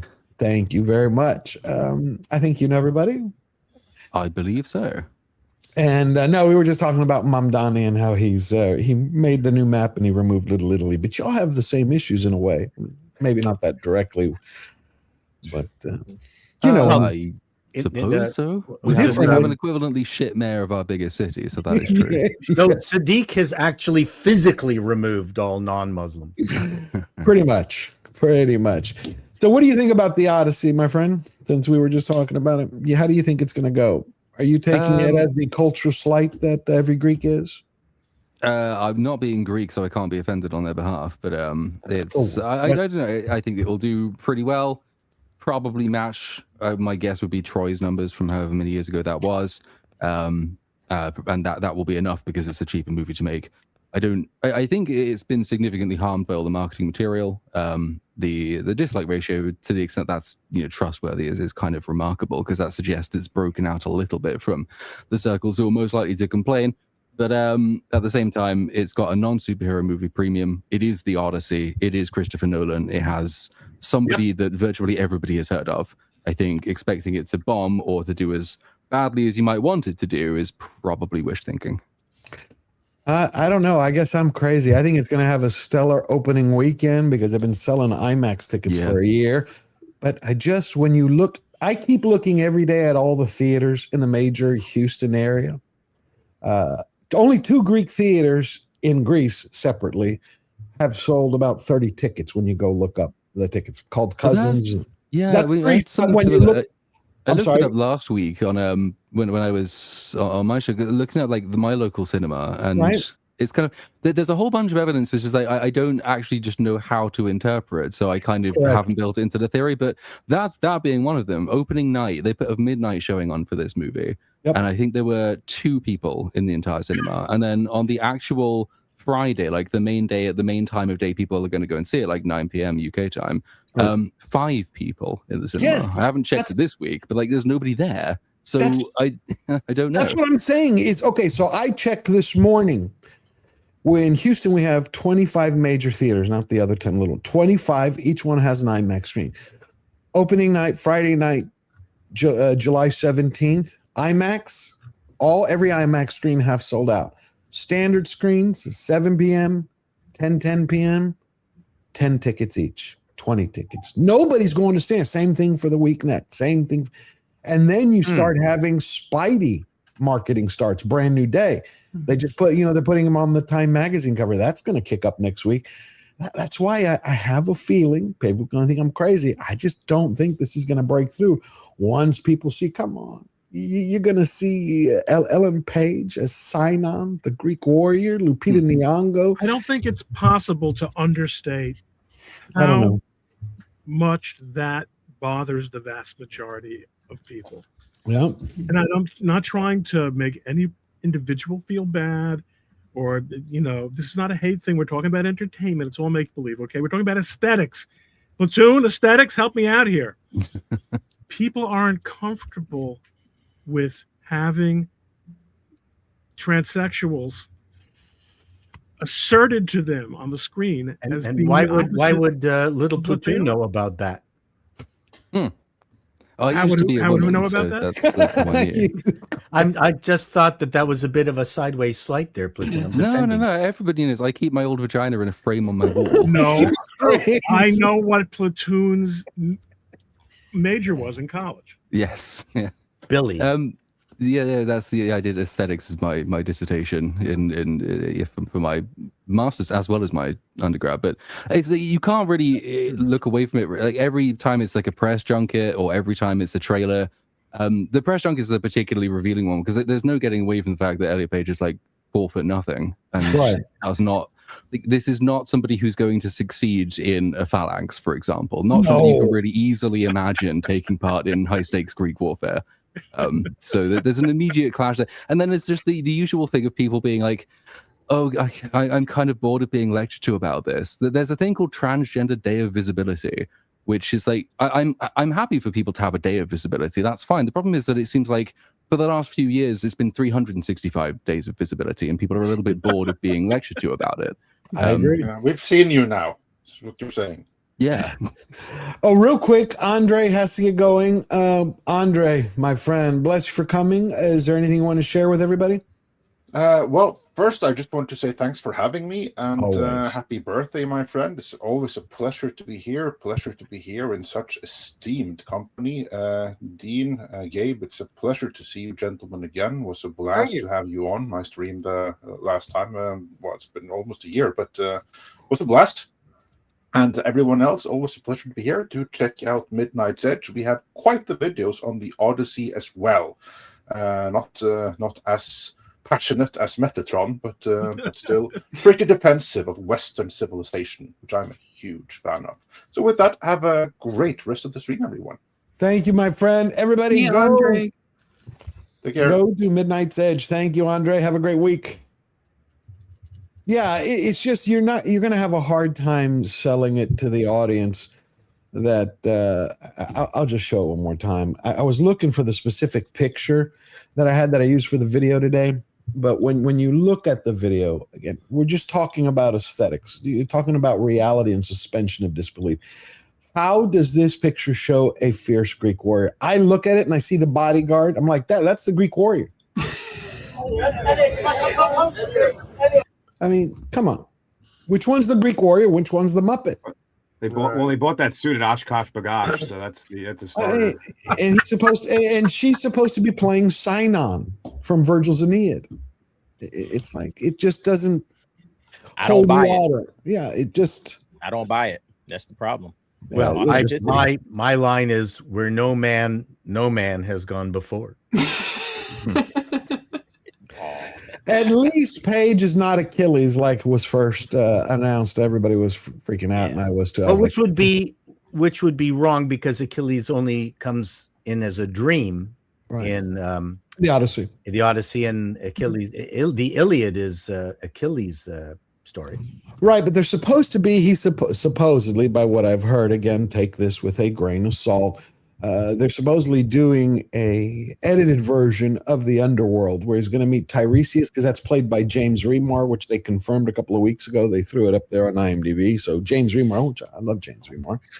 But he's supposed to see, again, John Bernthal, Agamemnon, his mother. And the rapper. I think they're doing a rap tune in Hades. That's really going to be hot. Paul, you're killing me. There is supposed to be a rap song at the end of the movie. I heard. Crazy. All right, Gabe, I know you got to get going. Please, I'm going to put you full screen. Please tell everybody again about the amazing work that you're doing with Dean and to help entertain everybody and fix our culture and get us back to our roots. Well, first of all, happy birthday, Mr. George. And before I ask anyone ever to look at my comics or buy anything from me, I do want to ask another thing from you. Try to live a life to make a difference. Like I said, I walked away from DC Comics, steady job, lots of money, prestigious Batman, all that, because I care about my kids and my future and honoring my ancestors, and I don't want to make filth. And the only way to stop it is not a soundbite, not a zinger, you got a hit tweet, man. You really told that lib guy off. Try to live a life where you're doing something every day to affect change. That's what I'm trying to do. So if I humbly ask you that you would go to Big Man Comics and check out the great things we're doing. This is awesome entertainment. It is not a lecture. I like to say other people give you a lecture. Our stories give you an adventure. I teamed up with Tyrus to do the Unstoppable Tyrus. I've got my own love letter to Star Wars. You can order these now. They're in stock. They ship now. And you can pre-order. It's right behind me. The Hong Kong Connection. How cool is that? Where Chris Tanaka heads over to Hong Kong to stop the big gang that's over there that was terrorizing him in America in the first volume. But please try to live a life of difference. This stuff matters. Entertainment is for fun, but ultimately affects people's worldview. So thank you so much for having me. Thank you, Dean, for coming on, buddy, when I asked you to come on here. Really appreciate your time. And I guess go to Big Man Comics, guys. Check me out. Follow me on all socials, too. Thank you. Thank you so much. Thank you, Dean. Bless both of you, and keep safe. I love having you back. Hope we see you again soon. Hey, guys. George, I appreciate you having me. Nice to see you again, Gabe. I appreciate you guys. I'm running as well. Appreciate you very much for having me on. I enjoyed the conversation. I even watched the Odyssey trailer. In between. I had to. I hadn't seen it. I hadn't seen it. I found a picture of Elliot Page as sign-on. Looks all burnt up and everything, but I don't see Elliot as a warrior. Again, I'd like to go see the Mel Gibson directed version with Tom Hardy as Odysseus. I would go there in a heartbeat. I'd wait in line. Me too. Are you looking forward to Mobland season 2? Anything Hardy's in, I believe it. You know what? I missed Taboo. I was waiting for Taboo season 2. Remember, he made it with his dad. He's unreal. He's fantastic, and he doesn't give an F. I'll tell you how it is, and I appreciate the heck out of that. And he's a guy who goes and trains in BJJ, fights in tournaments and learns it. He's got humility. He's a real guy. And as an actor, he's super strong, but he's masculine, which I happen to like in my male characters, especially my heroes. Hell yeah. Call me crazy. Call me crazy. Thank you. Thank you Bye, so guys. much. God bless all. Be well. See you guys. Bye, Dean. All right. Going to take a few super chats to see what's going on with everybody. What amazing people you have. Oh, I love you all here for my birthday. It's the Phobos, a brother from another mother, member 14 months. Happy birthday, George. We love you. I love you back, brother. Thank you for that. We also got TGV Monster for $2. Hi, everyone. Happy birthday, George. Another one. Man, this is a birthday for the ages. Thank you, TGV. And Tender Warrior 68 gifted 5 George the Giant Slayer memberships. Way to go, everybody. Please thank Tender Warrior. That's the way to do it. That's the way we keep growing. Keep moving. Keep getting our voices out there. Blitzen. Always here. Always so supportive. He gifted 5 George the Giant Slayer memberships. Thank you, brother. Thank you. Beautiful. TGB Monster for another $5. A biopic movie is being made for George. We took his Greek background into heavy consideration for casting. So he's being played by Vanessa Williams. See what you did there. I like it. That's kind of funny. I like it. Thank you, TGV. David Knight for £5. Dean, you are a legend. Well, he's listening now. Used to watch the New Adventures of Superman after school with my sister in the UK. Great series and a real comfort for the show. I didn't want to interrupt them when they were here, so we keep the conversation going because they're only going to be here for a short while. But they listen to the show, so he's going to hear it. Thank you, David Knight. We also have, was that it? Oh, yeah, we got it's to Phobos for $10. George, you've been such an inspiration. My first 2 videos are on Superman, the real one. I love that Dean is here. We must defend our heroes, real and inspired. Please check out my channel. Please, everybody, go check out Phobos' channel. Go subscribe to him, mods, if you can. Well, hey, Phobos, you're a mod. Drop your link in the chat so everybody can go subscribe. Let's get him going. George, it's funny because I just kind of envision you as a child being like, I want Superman to come to my birthday, and it happened now. I did. I love Christopher Reeves. That was my first. I was like, I love him. And having Dean Cain here, come on, it doesn't get better than that. And Metatron and all of you, amazing, ladies and gentlemen, beautiful. And Force of Light here for the very first time. So this is an awesome day. And Paul Wish you Chato, happy birthday. greatest comic in the universe. No, greatest comic on this channel. Universe. Well, this channel is the whole universe right now. So That's right. Two things can be the same. I do think Little Platoon is funnier than me, but I think y'all are both. He's certainly droller. Droller, yes. Platoon is brilliant. Yeah, I love Man of War 665, Neighbor of the Beast for $6.65. As we are striving to keep things authentic, put this toward a bottle of Grecian formula and keep that bastard Father Time at bay. Happy birthday, brother. Will do. Thank you for that. Thank you for that. Mark of Reality for $10. If you get pulled over, quote, I respectfully decline to answer any questions, and I wish to have my attorney present during questioning. Here's my license, insurance, and registration. I like that. Straight forward, to the point. No trouble. Love you, Mark. Thank you for sharing that. Jose Taco, member for 26 months. Happy birthday. Will you be at American 250 Saturday? No, I will not. I will be, though, at with DA at Anime Matsuri. Matsuri. That's where is that in the Houston area? Yes, sir. Oh, good. Yep. When I move there, so next year I'll join you guys. When I Hell move yeah! there. I heard they're supposed to show some One Piece clips from next season. I'm hoping. Yeah, I'm hoping. John Kokoza for $10. Hail George! Great to see you, John. Hollywood's in a death spiral. That's why I want the Odyssey to fail. I'm so worried that if it hits, what was this Masturi, Nana Muscuri thing you're going to? Anime Matsuri. I just thought, like, considering our topic, Nana Muscuri. Nana Muscuri. Where did you? Because I am the king of old references that are of no value anyplace else, but in my mind. I love it. You know who my favorite Greek actress was? Who I thought was like the Greek Marilyn Monroe. Her name was Voulouklaki. I don't know how to say it. I know that. Blonde, beautiful, bubbly. Well, I can't say that. We have a lady here. Okay. The audiences are rewarding independent, small productions, screaming for a decade. We want authentic, honoring lore. Authors, stop the woke garbage. Amen, brother. Amen. And Detailed Devil, member for 6 months. Odyssey with Greeks. Imagine Yorgos Lanthimos direct. Oh, beautiful. You can't get better than that. Beautiful. Adam Wolford for $5. George, turn up Metatron is too low. Well, sorry, a little too late. Nolan is transient as the rain, but Homer is the mountain. That will be here for 1,000,000 years. You know, I said something similar in my video. I said, Nolan, it's like Homer does not need validation from Nolan. Homer is eternal. Nolan, temporary. Thank you. My guess is Homer doesn't give too much of a shit what Nolan thinks of him, considering the fact he's been dead for millennia. I know, but it's like, which one do you think actually has the chance to survive for another 3,000 years? Nolan or Homer? Seriously. Yeah. Exactly. Come on. When Lupita said that, what I would tell Homer, it's like, seriously? That's... You could tell that was super scripted, by the way, because she didn't fumble at all as if it was a question she wasn't expecting. It was they always know the questions that are coming up in those. I would like to have a reporter that has guts to say that, like, you really mean that? You want to put that on record that you're going to school Homer? You, the Yale grad who never heard of Homer. We need the interviewer from that Richard Pryor interview to do it. Just fall apart slowly. You just need someone with guts. There are no reporters today who push back. They just kiss ass. Well, I think most of them agree with it, so they like it. Mm-hmm. Yeah, it's just, well, they're always looking for what's going to get their interview noticed, the clickbait. But also the access. Bit. If you ask if you ask hard questions, you won't get that publicist to set you up again, or that studio, or that campaign.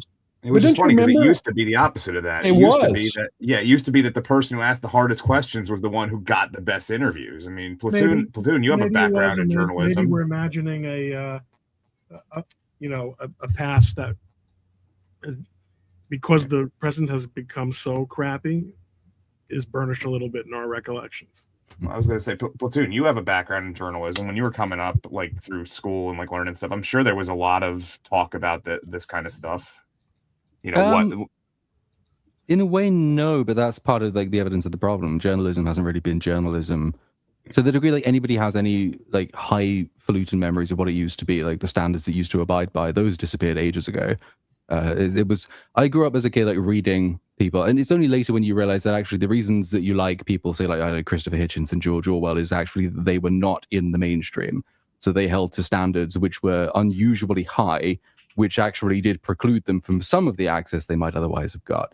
Then you go into journalism schools and you meet the people who believe that they want to be journalists, and that just destroys any hope you have in the future of the profession, because these people are appalling. There's always been like a high degree of clientism, I think, that goes on in the press. It probably did used to be a bit better than it is today, but it's never been like this bastion of truth and integrity for as much as journalists like to tell you that it was. Did you ever meet one that you respected truly? I mean, you don't have to say the name, but was there one you like, that's what I want to be like? I not necessarily want to be like, but I mean, I've met Peter Hitchens, for example, who I don't agree with on a huge number of things, but I admire his. Was awesome. Christopher Hitchens was his brother is very, very different. So I met his brother, and he's a really, really interesting guy. As I say, disagree with him on a huge number of things, but he's another one of those who doesn't really play along to get along, which I admire in journalists, and I think that's what most journalists should be. He said that the proper relationship between a journalist and a politician should be the same as a dog and a lamppost. Like you're supposed to be pissing on it as a journalist, which many journalists don't do. It's all about making the right friends, and of course, you don't make friends if you ask too many difficult questions. But we don't have any Christopher Hitchens today. I mean, he was like the last of the greats. He was good. Who can you think of today that will actually push back like Christopher and make a logical, rational debate?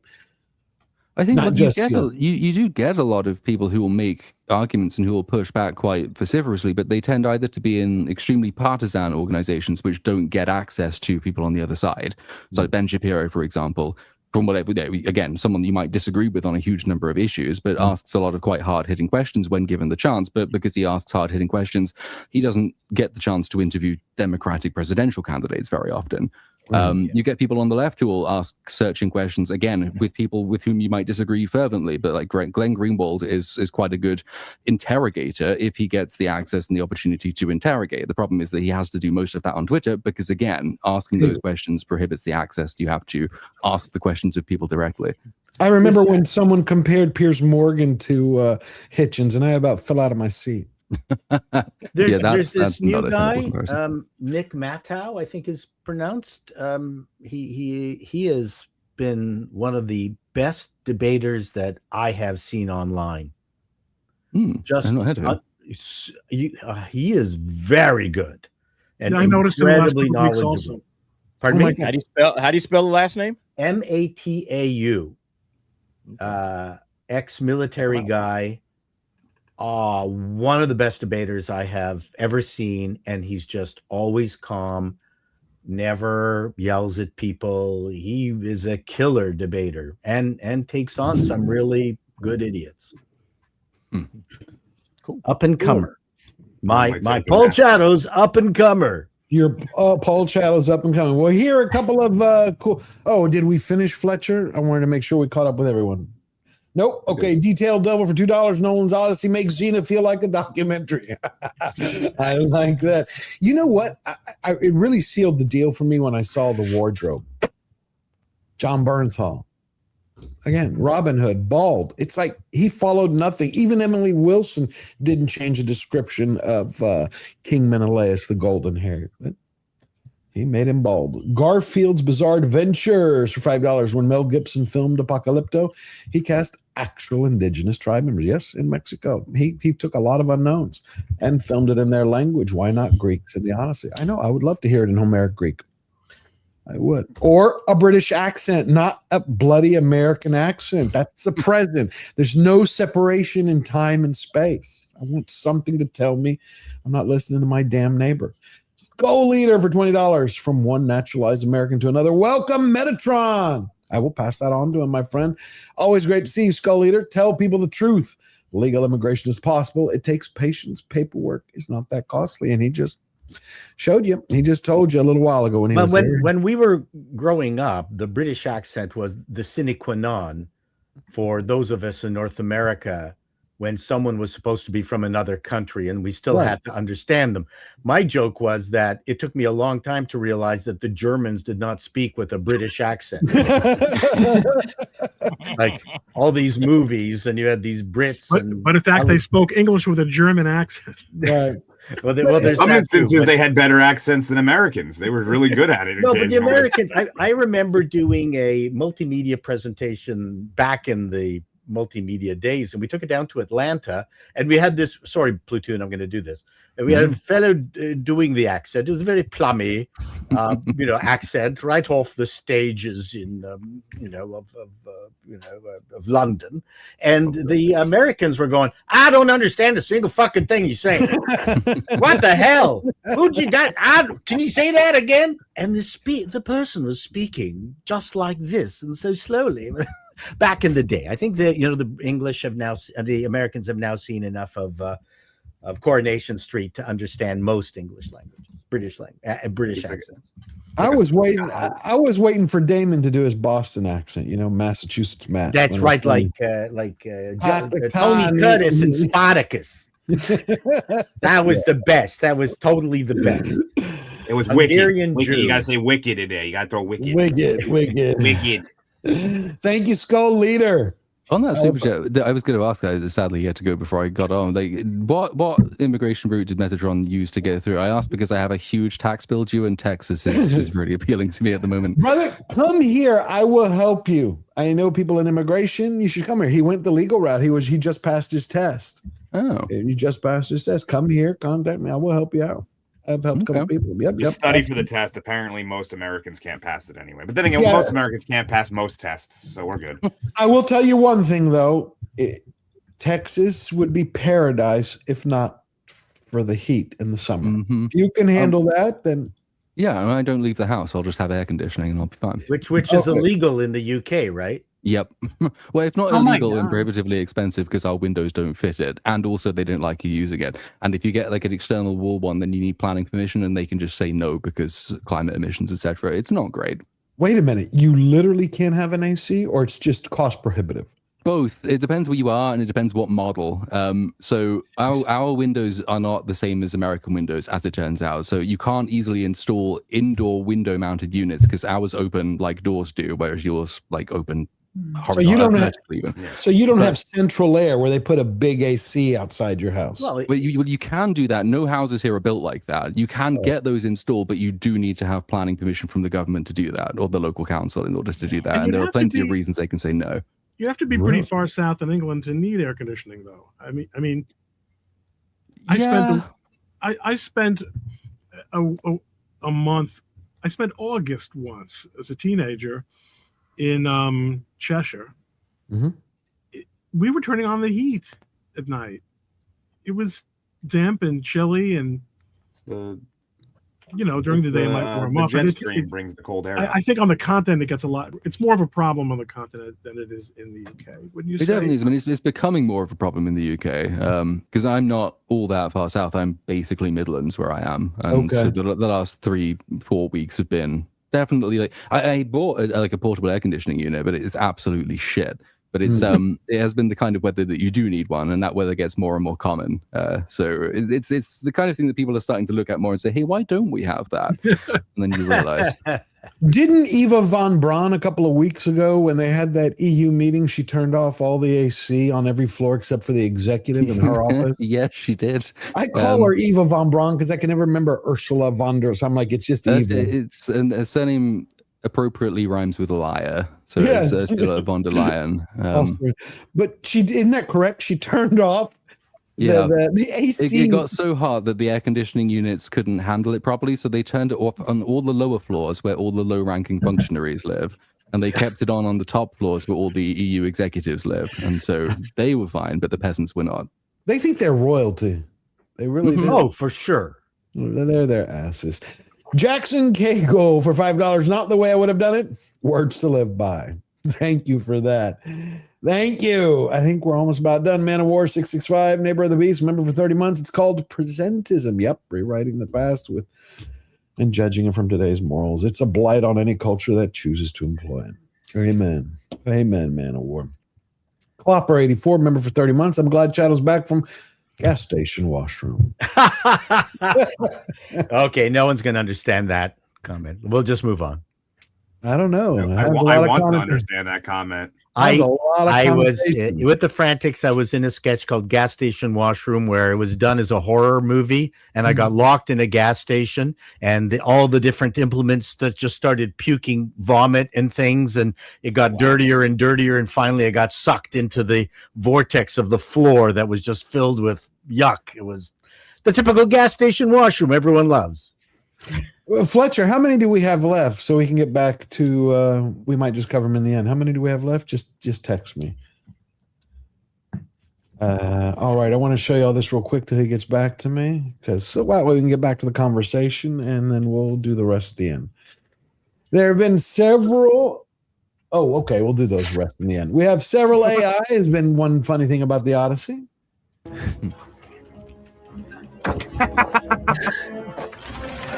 Oh man.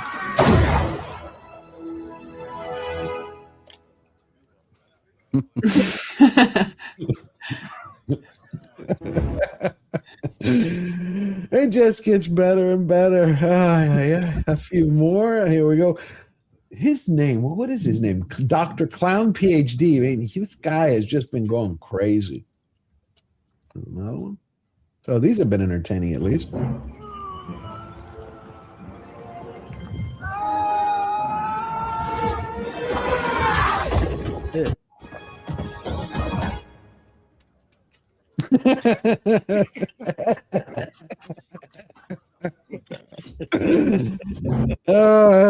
It's just too much. Okay, one more. Where'd you go, you little bastard? These are mean. I think they're funny. Humor. You're a comedian, aren't they? Yeah, but I don't want to punch down. Well, you could. I am here. Oh fuck! I am here. How is it that the suit fits better in these AIs? I know.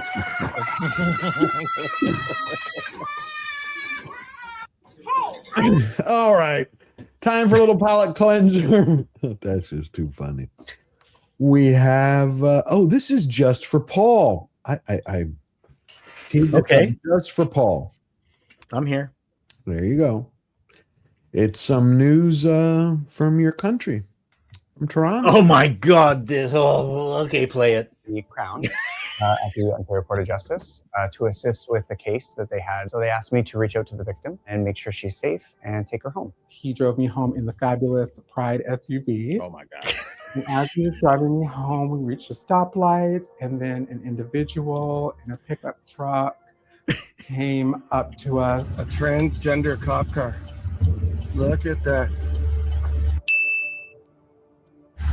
Are you guys cops, or you just identify as cops?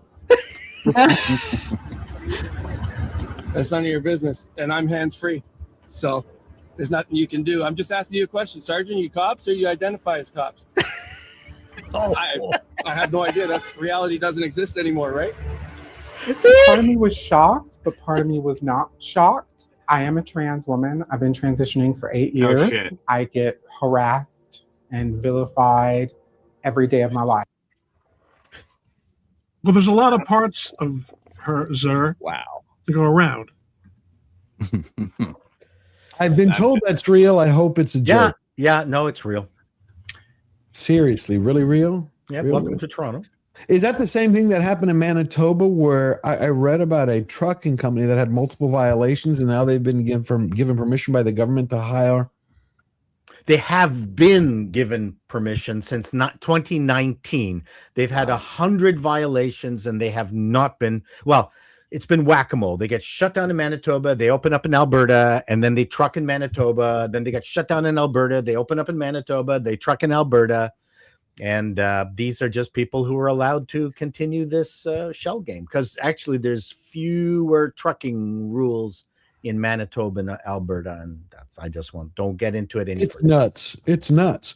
All right, here's a little palate cleanser with Mobland season 2, and news is that Tom Hardy is coming back for season 3. So good news. Remember a few weeks ago, they said he was going to be fired or he left or he quit. Yeah, it didn't read in that story like everyone's experienced Tom Hardy the same way Dean did. No, I like Tom Hardy. I think he's pretty cool. He is great. I like the film. I usually get the name wrong. It's either Gladiator or Warrior, where he fights his own brother. Warrior. I love that movie. Great film. Right. This hasn't exactly been a wonderful 24 hours for me yet. I'm under a lot of pressure. The people that I work for, the Harrogans, they run North London. Should we go on the back? We are the Harrogans! Don't know the name? And Google us.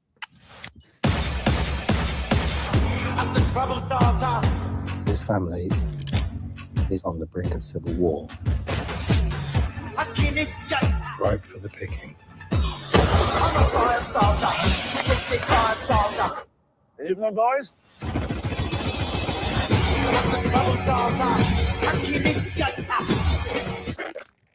I like your style.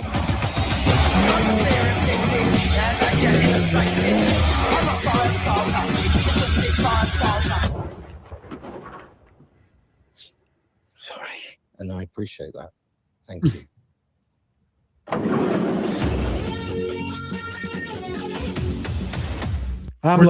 We're gonna watch it because it's got Tom Hardy shooting people. You just don't get better than that. Love Tom Hardy. Peaky Blinders, upper crust Peaky Blinders. You know, I haven't watched that last Peaky Blinders movie yet. What, Invisible Man, Impossible Man, whatever, something man, with Cillian Murphy. I haven't seen it. So, how are you enjoying your first time here, Michelle? I've had a fun time. I've enjoyed it. It's been a good conversation. Good, yeah. We always say you got to come back again. I would, yeah, definitely. I'd love to. Absolutely. So, what do you think are the chances for the Odyssey? Do you think word of mouth is going to do it any damage? Well, I think that's the thing. We have to wait and see. And if the movie somehow surprises us and is great, then it will do well. But if it's word of mouth will be, I think, the final thing for it. Because like you guys have said, I believe it's going to come out very strong. Definitely the first week, because it is Nolan. It is the Odyssey. It does have a cast that everyone knows. So people are curious. They want to see it. Plus, Nolan has goodwill with people. But if that first batch of people come out and are like, I think we live in a time where I think this is Universal, right? That's putting it out. Yep. They've got that deal with Netflix. I think if word of mouth is bad, it will. Then it's not going to hit 1 billion. Because people will be like, well, then I'll just wait till it comes out on Netflix. How are we going to separate the Nolan bros? Because, you know, just like you have Snyder bros, there's a lot of people. I used to be a Nolan bro. I loved everything he did. I was. It's like, I feel like I'm watching the Odyssey trailers was like going to AA. I had to do my own self-intervention. But there's going to be Nolan hasn't really, like, completely tanked, right? Like, I mean, even with Tenet, Tenet's interesting. This is an interesting movie. I don't hate Tenet. I can't get through it. Yeah, it's a tough watch, but I mean, there's some moments of brilliance in it, and it's like, yeah, there's Chris Nolan. I see you there, but overall, I think it's not as great as we wanted it to be. But Nolan's career has really, really been, pretty solid. So this is just such a departure from that. I don't know how I'm going to feel about it. I'm going to watch it on Thursday night, just probably like everybody else, and we'll see what it is. But this is the first one where I'm walking into this movie with a lot of doubts. Okay, I'm just going to state this clearly. I don't care how he can tell the story. I already know the story, meaning he's used Emily Wilson's blueprint. He told everybody, read this book before you go. When I watch the trailers, I've read her book. I hear her words. I see them. I see the way it's set up. So there's nothing he can do that's going to win me over. I know that for me. And the way he's treated the cast and the way he's treated Grease. So it's like, okay. Now, this time we don't have Barbie. We don't have the Barbenheimer effect. So I'm wondering how much that will impact it, because I always thought that helped Oppenheimer more than the movie itself. I liked it okay, but I never watched it again. I don't know, man. You liked it? I enjoyed it, but I've never watched it again. And I've watched Nolan films 2 or 3 times, but Oppenheimer was biopics. Do generally a lot of times I don't feel the need to watch biopics again, because as long as it's fairly accurate, I'm like, okay, yeah, it was a good telling of history there, and then I know the history already, so I don't really need to go back and rewatch it. It's nothing I need to dissect too hard there. Yeah, I think the Oppenheimer benefited from Barbie, the Barbenheimer effect. I think we're going to see that with this film. I don't think you guys will have to explain that to me one of these days, how that exactly worked. I remember the Barbenheimer thing. Yeah, I think it was just zeitgeist. It's actually pretty. I think it's pretty simple. I always assumed that it was that you had two. They weren't really competing. It was that you had one movie that appealed to wives, girlfriends, and the other one really appealed to men. And everyone just kind of was like, they went together. They went to their separate movies. They went to their separate movies. They came back out, and it was groups were doing it. So there was like the group of wives and girlfriends would go over to watch Barbie, and then all the husbands and boyfriends would go watch, and then they'd meet at the end. And it was and it just created this self-fulfilling prophecy over time. Then there's nothing like that. And already Spider-Man Brand New Day marketing has started. So he's only has 3 weeks. I would say 2.5 at the tops. 2 weeks. 2 weeks. Spider-Man drops 2 weeks after the Odyssey. Oh, that's right. Yeah, after the Odyssey, after Spider-Man's going to dominate. It's going to absolutely crush the box office. It might be the biggest movie of the year. So I think that the Odyssey. Oh no, I think it is going to be. Run it up. So Spidey, I agree with you, but I actually think that Dune 3 will beat everybody. But I could be wrong. I don't know. I think Dune doesn't have the pull of Spider-Man. Spider-Man is, I mean, the pre-sale numbers are huge already. I mean, it's already its opening weekend will make more than most other movies make in their entire runtime. I mean, it will beat Supergirl's entire box office in half an hour, so that will be quite funny. But you don't think Platoon, with the way that from Dune, the first Dune to the second, how it jumped to 700+ million, you don't think it's going to have another jump to 1 billion with all the anticipation that's built up? It might make a jump to 1 billion. I think part of that will depend on the film itself. I still don't think that anybody really loves the Dune movies. I think everybody appreciates them, but I don't think they're lovable. A lot of that will depend on how good the film is, but even if it jumps to 1 billion, I think it's going to really struggle to beat Spider-Man. Spider-Man's going to clear that. So Spider-Man's the one to beat quite easily. I think Spider-Man has to be one of the worst movies ever not to easily beat virtually every other film this year. No, the last trailer was a lot of fun. The last trailer was. So what do you think Spider-Man versus Doomsday? I have no clue about Doomsday because I think they shot their wad too early. They did all of their most impressive marketing stuff 2 years ago. And now what have they got left? They've actually spoiled one of the major reveals in the movie anyway. So it's like one of the big talking points could have been, oh my God, Robert Downey Jr. is back. But we've known that now for like 1.5 years. So what is left? I think that movie will get a lot of bums on seats, which is what they really want to happen. It's never going to make money. And I can see Spider-Man beating that fairly handily. I mean, I might be wrong, but I just don't see the enthusiasm for Doomsday that I see for Spider-Man.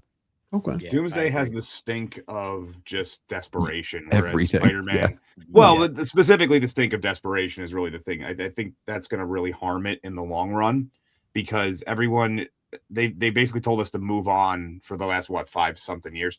They've told us to move on from all these other characters. These are the new characters that you're going to like. You're going to love these ones just as much as you loved Chris Evans and Robert Downey Jr. And then they had to do a full about face and go, no, okay, fine, we'll bring them back. But now they're older and probably not in the same shape, and they haven't. And so and $100 million. Even if it's not, it's not your business. It's not the viewer's business, but it's the elephant in the room. Yeah. It casts a pall. Just the knowledge that a man has been paid $100 million to appear in a single movie. It's mind-boggling. Doesn't it also have options? It's got to be the most expensive movie ever made at this point. I think so. There's no way around it. I mean, they haven't released any real numbers about it yet, but just the casting alone drives it up way. That's not even counting the production, the marketing, everything. Just most movies don't even hit this full budget on just the cast. Right. So, Well, here's a new teaser for. Oh, what did you want to say? I'm just saying, I feel badly for all the executive producers who would normally siphon money off the movie. The fact that it was all taken up by actors, but don't forget that it's some of it is to do with goodwill. I'm not a big fan when sports players are paid ridiculous amounts of money. It kind of taints my feeling towards them. Oppenheimer, most of the big stars actually took less money and took a they took a risk in the film itself. Gotcha. So, and that kind of added to the cachet for me for Oppenheimer, knowing that Emily Blunt and all these other RDJ, ironically, and to me, I think there's another path to success for the Odyssey, considering so many cast members are also in Spider-Man. Is that what they should do? Is take the Spider-Man hoarding that they put in front of the entrance to the theaters, to the rooms, the specific rooms, and just move the Odyssey placards away, move in the Spider-Man, because Zendaya and Tom Holland are in it, right? I mean, and just have people go into, pardon me? And John Bernthal's Punisher. And the thing is, just have them go into the Odyssey thinking that they're watching Spider-Man, and halfway through they'll figure it out that it's not. See, that's my thought. I'm just going to say the last Spidey trailer was a lot great. of fun. It was great. And now we have this one just released. Okay, here we go. Oh, yeah. It's a I teaser. just saw this one the other day. Yeah. It just released the other day. Hi, my name is Peter Parker. We used to know each other. But the truth is, I'm not just Peter Parker. I'm Spider-Man. God, that's cool. Here we go. And sometimes, Spider-Man has to do the hard thing, even if it breaks Peter Parker's heart. Let's end this on a high note, huh?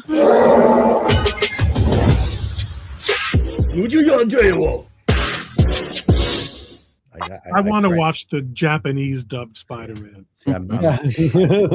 I will translate as you're watching. I was just in Japan. Yes, I know. But did you learn Japanese as well? You learned the whole language in a week. That's crazy. He's very good at it. One thing I will say about Spider-Man, with this Spider-Man, it's so weird because the first one, not the first one in the MCU continuity, was already had put him so far ahead of where they didn't get to ever do the friendly neighborhood aspect of Spider-Man. Right. He was already doing full-on event style and cosmic stuff by the time he came around, and so it's all backwards, which is interesting to me.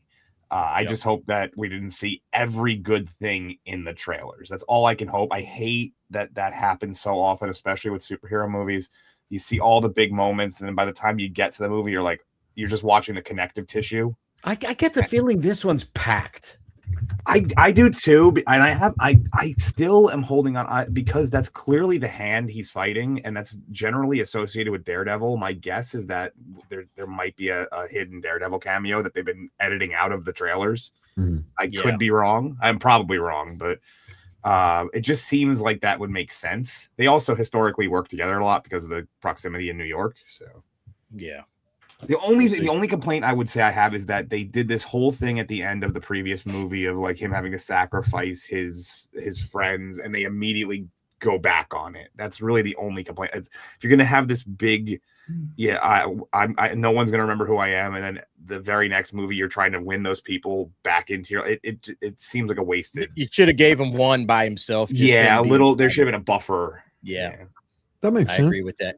Hey, Michelle, George, I got to bounce, man. You got to bounce. Michelle, do you also have to go? Okay. I do. Very happy birthday, George. And I was about to come on. We'll do it again. Absolutely. Happy birthday again, Michelle. Please tell everybody where they can find you, Michelle, so you can go subscribe and what you got coming up. Yes, you can find my sister and I at Forcefight Entertainment on YouTube, also X and Instagram. We do movie reactions and reviews. This week coming up, Natalie had never seen Troy, so we've got, it's her first time watching, is revisiting for me. Our reaction of Troy comes out this Tuesday, and then we're going to be putting our review of the Odyssey out Thursday. So we're going to go see it and see what we think about it. All right, everybody go check out Force of Light Entertainment. Subscribe. See you guys. Happy birthday, Bye, George. Michelle. DA, what you got coming up? See you guys. See you, Paul. Tonight, Bye, the DA's Michelle. office. Oh, I'm sorry. Tonight, the DA's office 8 p.m. Pacific Standard Time. We'll be talking about all this stuff and, going through it. But George, always a pleasure, sir. See you at Anime Matsuri. I may not be here next week, but I will see you the following weekend at Anime Matsuri. I'm looking forward to hanging out with you, brother. All right, brother. You have a great one. Nana Muscuri. Just say Nana Muscuri. All right, Fletcher, let's do the rest of the super chats. We'll just have a short one today. It's just been so awesome having everybody together. Let's do the rest of the super chats real quick. By the way, I dug up gas station washer.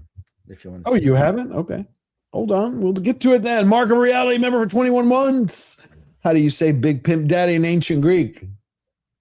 Manga would be a good way. Manga. I think that would be, it would kind of translate to manga and as mangas.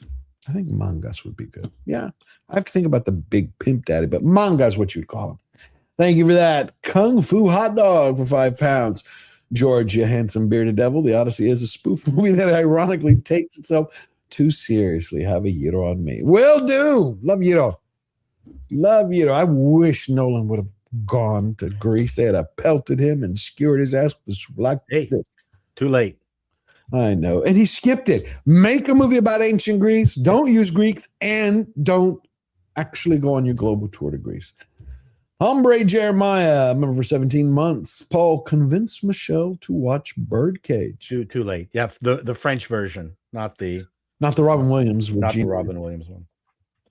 I did like that one. I thought that was great. Hey, you know what? It wasn't bad, except body type was too close. First rule of comedy is that you make everybody a different body type. Oh, I didn't know that. Yeah. It's the easiest way to demarcate who's who. Like it's a fast visual thing. Like the Robin producers? Williams and the other fellow from Nathan Lane, same height, body type, chunky, even similar performances. Watch the French version. So like the producers did. Yeah, the producers, you had just a brilliant division of body types between Zero Mostel, who I did see in Fiddler on the Roof live. That really? Was yeah. If I was a rich man. I'll take that as my cue. Guys, it's been an incredible simulation of reality. I'm out of here. Thank you, Ron. Happy birthday, George. Thank you, my friend. Guys. Thank you, sir. Ginormous J for $5,000 for $5. The Odyssey has held up just fine for 3,000 years. It doesn't need Nolan's help to make it better. No, it does not. You know, when he first announced it, I cannot tell you how excited I was. Yeah. I was like, this guy is going to nail it. He's going to get it down where it's, we're going to get everything. And it's the thing, because every version of the Odyssey is an update on whatever the previous version is. It's the Odyssey that was told 100 years ago is not the same as the Odyssey that was told 100 years before that. Every single one does it. Everyone updates it.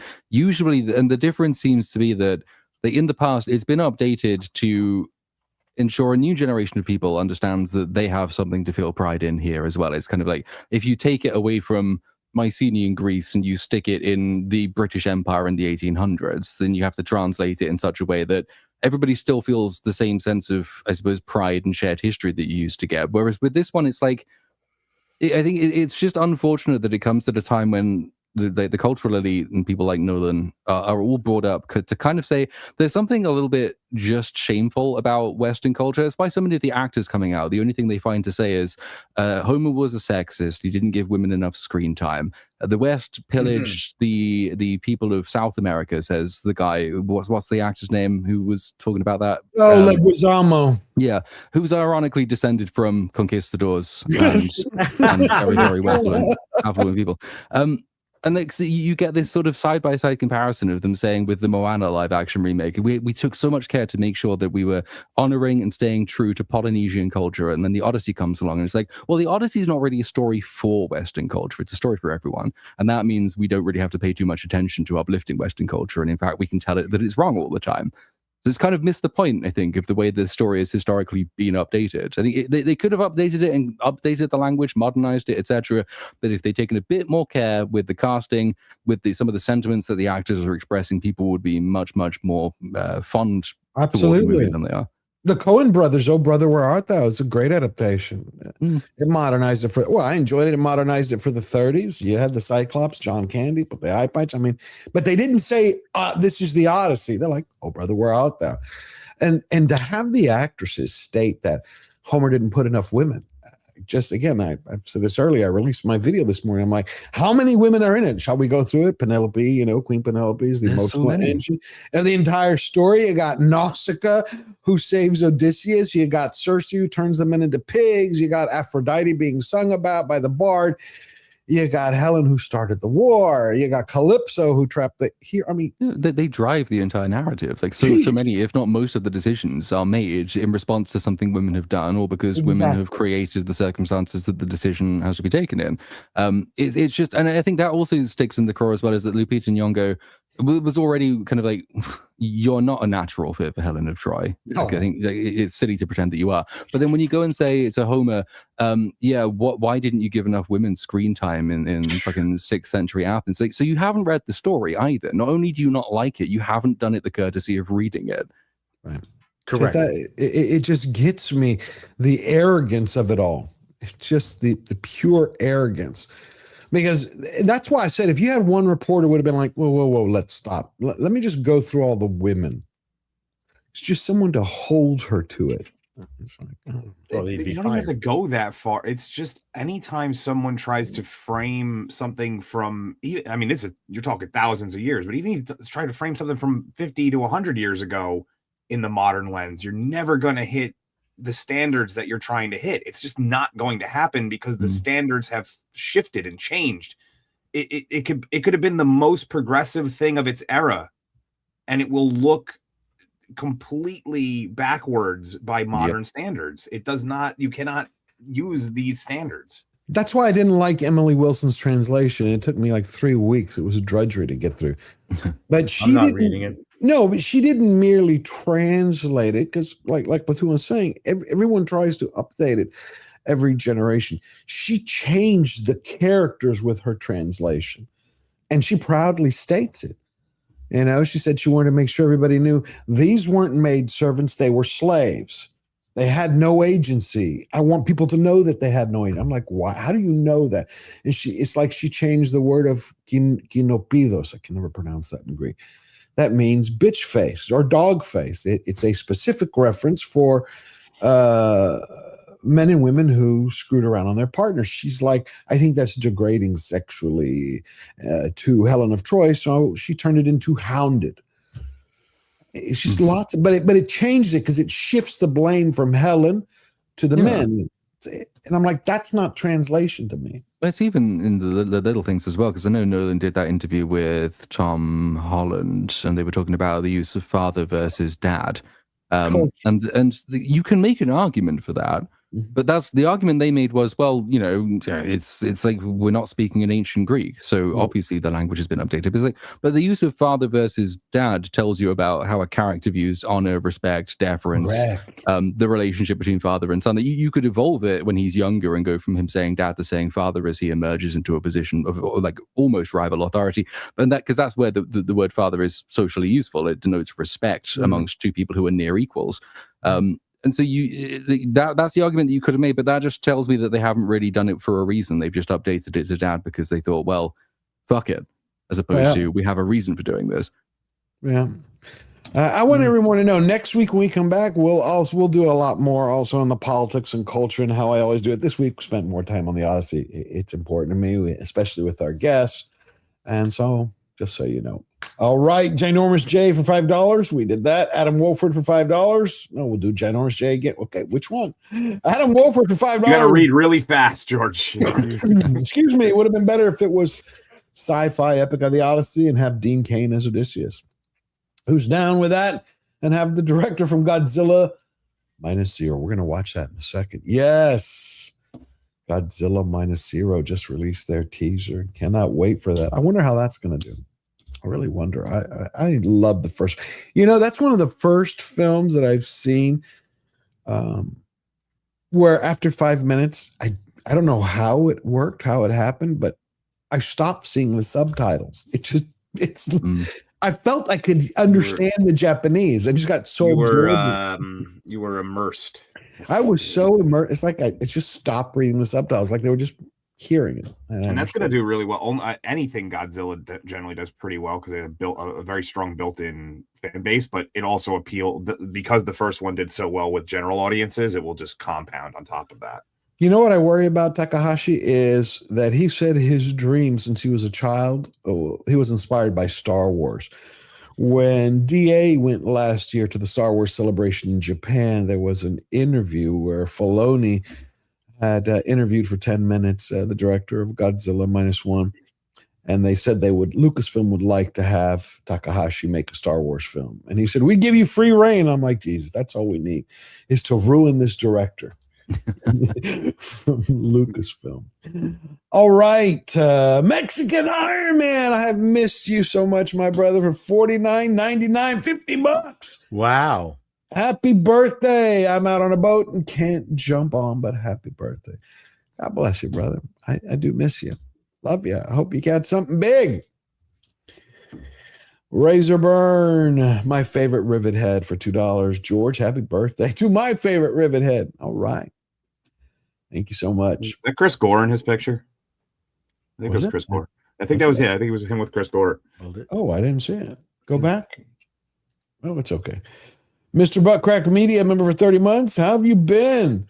Hail George and to the panel. Keep being awesome. Glad to see you. Glad to see you. Hope you're doing well and you have a wonderful week. Mr. Buttcracker Media gifted 5 George the Giant Slayer memberships. Way to go. Please thank Mr. Buttcracker Media. You just helped us grow a little bit more. Garfield's Bizarre Adventures for $5. Since Leopita can play a Spartan queen in ancient Greece, I guess George can play an African warlord in pre-industrial Africa. George is Shaka Zulu. I always wanted to be Kunta Kinte personally, but hey, I'll go for Shaka Zulu. Thank you for that. Detailed Devil for $2. Hamilton equals bad not for race swap because God founder's wrong. Yeah. It bugs me. You know, if the rules were the same, I probably still would have a big problem with that. It just bugs me, the Odyssey, but they're never the same. Make a Japanese flick, they say you have to have Japanese actors. Mexican flick, gotta have Mexicans. Same thing. Greeks, Europeans, no, anybody can play it. Achilles Jones for €5. Happy birthday, George. Oh, good to see Superman next to the Giant Slayer. I agree that children are the target, but also Christians. As nationalist. I see what you're saying. Thank you for that. Yes, they're targeting everybody who believes in traditional Western values and culture. I understand that. Look, I think we peaked as a society in the 90s. Everybody got along. Everybody loved each other. No one cared about what anyone did, how they lived. It was you live, you do you, I do me, and good luck and God bless. That was it. I think that was the best period. Steel Leg of History member for 30 months. Proud of you. Be blessed. Just got my Yara leg. Hey. It's cool. I think I saw a picture of that the other day. I think Paul shared it. Handsman gifted 5 George the Giant Slayer members. Or it was Gabe. I think it was Gabe that shared a picture. It wasn't me. Yeah, it was Gabe. I don't share anything with you. I have to thank you for your comment in my Odyssey video. Oh, that was amazing. You're very welcome. Handsman gifted 5 George the Giant Slayer memberships. Thank you, Handsman. Please, everybody go thank Handsman. I love it. And Blitzen for $5. Hot take, The Dark Knight wouldn't have done that well if Ledger didn't die. I'm just going to say it still would have did well. I think it artificially propped up a lot of the early rush. But I think it still would have did well. I enjoyed The Dark Knight, but I do believe that Ledger, not his death, but his performance elevated that whole movie. He definitely is the MVP. The death it made that initial rush that like the midnight showings and all that were sold out because of the death. But I think his performance would have carried because everyone would have came out being like, you have to see this version of the Joker anyway. So yeah, of course. Well, I think they need to kill Elliot to raise the ticket sales for the Odyssey. Who knows what they'll do in Hollywood? They'll sacrifice anyone and anyone. Yeah. But I will say, I think that was why Suicide Squad, besides it was a horrible script, the one by Ayers died. I mean, died on the vine. How do you have a Joker 2 years after Ledger's Joker's? Like, who wants to follow in that footsteps? Oh, no, that was terrible. Somebody just said that Batman Begins only did $360 million. I mean, we're talking about a standard way, like a while back now. I thought it was $1 billion. No, Dark Knight. Dark Knight was $1 billion. No, none of them. None of them. No, hit Dark $1 Knight billion. stopped at like 600 million or something like that. It wasn't. Yeah, they were monster hits. I thought those billion-dollar numbers really didn't start until later. It was, you know, I remember watching it, like watching Dark Knight get close to Titanic and then just stopping. Oh, wait. No, I have it here. It says, hold on, I'll show you. It says Dark Knight. I knew I wasn't nuts. Okay. I think I'm thinking of the domestic, not the. It said, son of a. Hey, that's me. Yeah, I know. Hold on. It says Dark Knight. No, because I had this debate with Man of War a couple of weeks ago. And it's the only reason I remember. And I was like, I don't think it crossed $1 billion. He's like, yeah, check your facts. And worldwide. Yeah, $1 billion mark across worldwide, February 2009. Yeah. What did Maybe I'm that thinking movie- of the domestic was what it was competing with for Titanic. Domestic, I think, was like 800 million. I want to say it's Batman Begins, if you adjust it for inflation, did like 650 billion, I think. So it hit $1 billion. And I think Dark Knight Rises also did $1 billion, didn't it? I think. I'm not sure. Dark Knight Rises didn't have as good of legs because a lot of people came out of it disappointed. So it may have fallen a bit shy of what the Dark Knight did. And I always wanted to see what I had heard once that the plan is 10 to 15 years after Dark Knight Rises, no one was going to come back with Bale and do Dark Knight Returns. Yeah. But all right. I think we got all the super chats. Did we get them all? Oh, no. Okay. Paul, you got to get going. I'm just going to finish the super chat. Okay. Well, thank you so much, my friend. Nice Thank to you so much see for everyone. It's great to see all of you. Good to see you. Yeah. That's fantastic. Keep up the good work, everyone. And I guess I have to go see this fucking movie. I am doing a video today. Hopefully it'll be out. Just discussing whether its success or its failure is going to be a turning point on Hollywood's relationship with us. Well, what do you think it's going to be? If it succeeds, do you think they'll double down on woke real quick before you go? Like, no, I mean, I think my feeling is it's going to be portrayed as successful, and no matter what, because it won't be as successful as they want it to be, but it will be successful enough that they'll go, yeah. I got you. Anyway, that's my point. My point is I'm doing a video, about Platoon and you and everyone else, Nerdrotic, the whole crew. Just Hollywood has to make, not peace isn't the right word, but we're creeping in on their territory and continuously so, and they got to figure out what to do with us. I understand. I know what they could do. Bend the knee. Just get down on their knees. It would be great. So I can put a beer on their head and get a blowjob. Okay. All right, my friend. Have a great day. I'll talk to you later, everyone. Love you all. Bye. Love you. Eric K, King of the Mods, member for 27 months. Edward R. Morrow would be disgusted. Oh, yeah, he's rolling in his grave. He's most definitely. Thank you for that, Eric. And we got Garfield's Bizarre Adventures for $5. Whenever I hear Platoon speak, I picture him sitting in a lair with a cat on his lap and bombs strapped to a table with a laser pointing at him. Yeah, I can see that. I see Aspirations, definitely. Yeah, it's beautiful. Captain JP S47 for $5. Happy birthday, George. Good to see Michelle on here. Yep, she's amazing. Gonna have her back. Don't watch that oddity of a movie. I'm supposed to see it at a screening tomorrow. 50-50. I'm not paying for the fucking thing. Hopefully. Thank you, Captain JP. Pardon my language. Narrow Boat Nice, member for 24 months. Happy birthday, Georgie. Thank you for that, my friend. Loving your videos. I love the canals all throughout England. I love makes Used to live on them. They I are nice. want to live on one. I want to get a narrow boat. I watch those. I'm like, that looks like so much fun. I could ride. Yeah, go until it all gets freezing cold in winter, or because they're all made of metal. So in the summer, you're living in an oven, and they never ever tell you about you've stopped 2 miles away from the nearest facilities point.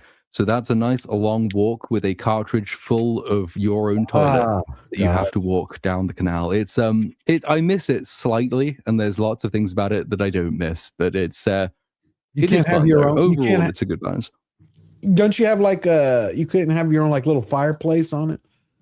You can. You just have to be better than I am at remembering to buy wood. Okay. Thank you, Narrowboat. Basco Center, man, I haven't seen in a while. We got to get you on the show. Basco, hope you're doing well. For $5 Canadian, the Joker got arrested at the San Fermin's running of the bulls. Wow. I'll be damned. I hope you're doing well, my friend. And I think we about got it all. Okay, what was the last thing that I was going to show? Oh, we're bombing the hell out of Iran. That's going on. Started about 45 minutes ago. I hope gas prices went up accordingly, just like we all expected. Yes, I just hope we finish the job. I wish we hadn't had that ridiculous little stop. Why can't we just Hiroshima corner of it? That was the least American thing ever. Why'd we stop the bombing? Not the citizens, just make a point. I know we talk about it's the most American thing ever. This always happens. Americans go into wars, and they talk a good game, and they do really well. And then for no particular reason, if it lasts longer than 3 weeks, they just decide, this is just, no, we don't want to do this. And we never wanted to do this. And then they stop again. It's like the last 50 years of American wars have all ended in roughly the same way. You could have won and you just didn't because you got bored, I guess. I want them to annihilate it and be done. Take out the IRGC. Don't we have like special forces, Navy SEALs? Go in there. They all go to the same place 5 times a day. Elections, and unfortunately, midterm elections weigh on the minds of presidents. Oh, no. We also had this one piece of news which I found kind of funny. Disney is exploring adding a free tier to Disney Plus as YouTube draws TV viewers. It may be making such things as The Acolyte doesn't help. I don't know. A free tier, so it's just going to be 5% ads. And then... it's funny. I don't know why. It just gets me. Oh, and this one.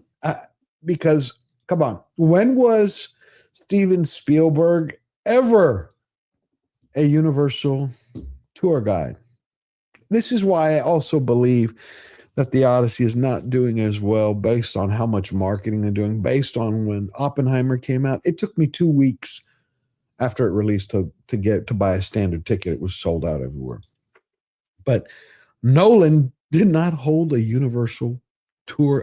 Wasn't a Universal tour guide. Here's this little video.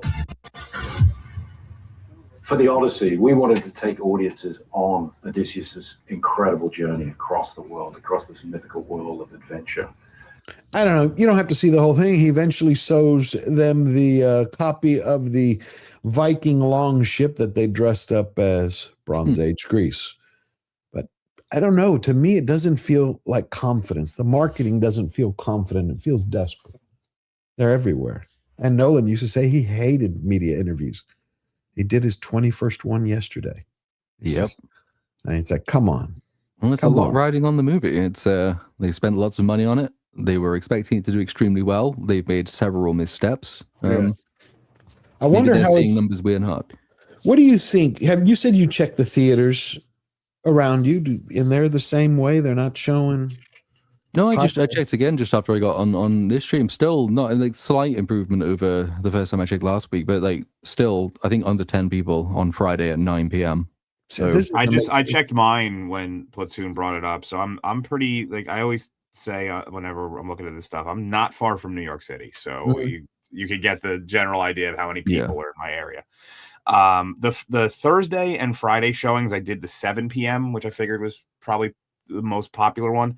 They were about a third full at best, then a complete drop off Saturday and Sunday. And I checked a lot, like mid afternoons and stuff. And it just seemed like there was a couple on the weekends that had just maybe 4-5 people in it. So that's not sold out levels. I don't know if it's the same with yours as well, but I also checked Spider-Man by comparison, which of course is a much longer time out. About 2/3 of that theater is already booked up. See, Spider-Man's loaded on mine. Yeah. All of Spider-Man is and so for like ones like that, I tend to go and buy tickets for multiple showings because I'm not sure which one I'm going to make, and then I'll just when I figure out which one I'll return them. But I can only do it for 2 this time. That's how. That's what I'm telling you, gentlemen. That's what I'm saying. I check every morning. This morning, top 25 major Houston theaters. Every IMAX theater at 7 p.m. or 7:30, depending on the theater, half the seats are sold. Standard 5 tickets, 10 tickets. One had 33. But everything else is dead, 5 to 10. I read one article. I think it wasn't from World of Real. Yes, I think it was from World of Real. I'll send it to y'all. It said, there are some reports that tickets aren't being sold, but you understand that Nolan is a late bloomer. Oh, it was from Quorum Tracking. It was from a guy who worked at Quorum Tracking and wrote an article for World of Real saying that Nolan will start selling tickets this week. And I'm like, well, they've been trying they opened up pre-sales a year ago. I know. I thought the major story for this movie was how popular the pre-sale was, like how many people went for that. All the IMAX screenings were booked out so far in advance. It's an early bloom. The IMAX 70 millimeters are all sold out, all 33 of them around the world, 30 of them in the US. But the regular IMAX are not. Now, the 70 millimeter are all sold out. And they're also scalping them for $400 to $1,000 on eBay. Very few buyers, obviously for the prices. But regular IMAX, that's what no one's talking about. The Dolby, the IMAX, none of those are sold out. Not a quarter, not half for some. On Friday night, Saturday night, no. Sunday, a little bit more. The following week, nothing. And this is summertime. Yeah. But it'll be really funny. If it bombs, it'll be really funny. I'm not going to dare to hope for it. But it would be very funny if it did. It would be, because it's just, I've been pretty good or pretty lucky when I look at pre-sales. You can tell, how much interest is in there. And when you start seeing them ramping up, come on, Matt Damon and John Leguizamo 4 days ago went on Telemundo for a publicity stunt. Last week, it was Matt Damon on Jimmy Kimmel jumping out of a Trojan horse doing their bit. This week, it was Telemundo with Matt Damon saying, "Go!" and the Odyssey. And I'm like, come on, guys. How desperate are you? I'll tell you someone who won't do that. Takayashi Yamazaki. Here's the latest teaser for Godzilla -1. Almost did -1. Godzilla. That was good. 格闘劇にも耐えるそうですな。それは人間のやっていいことの範疇を超えてる。あんた、自分が一体何してるのか分かってんのかよ。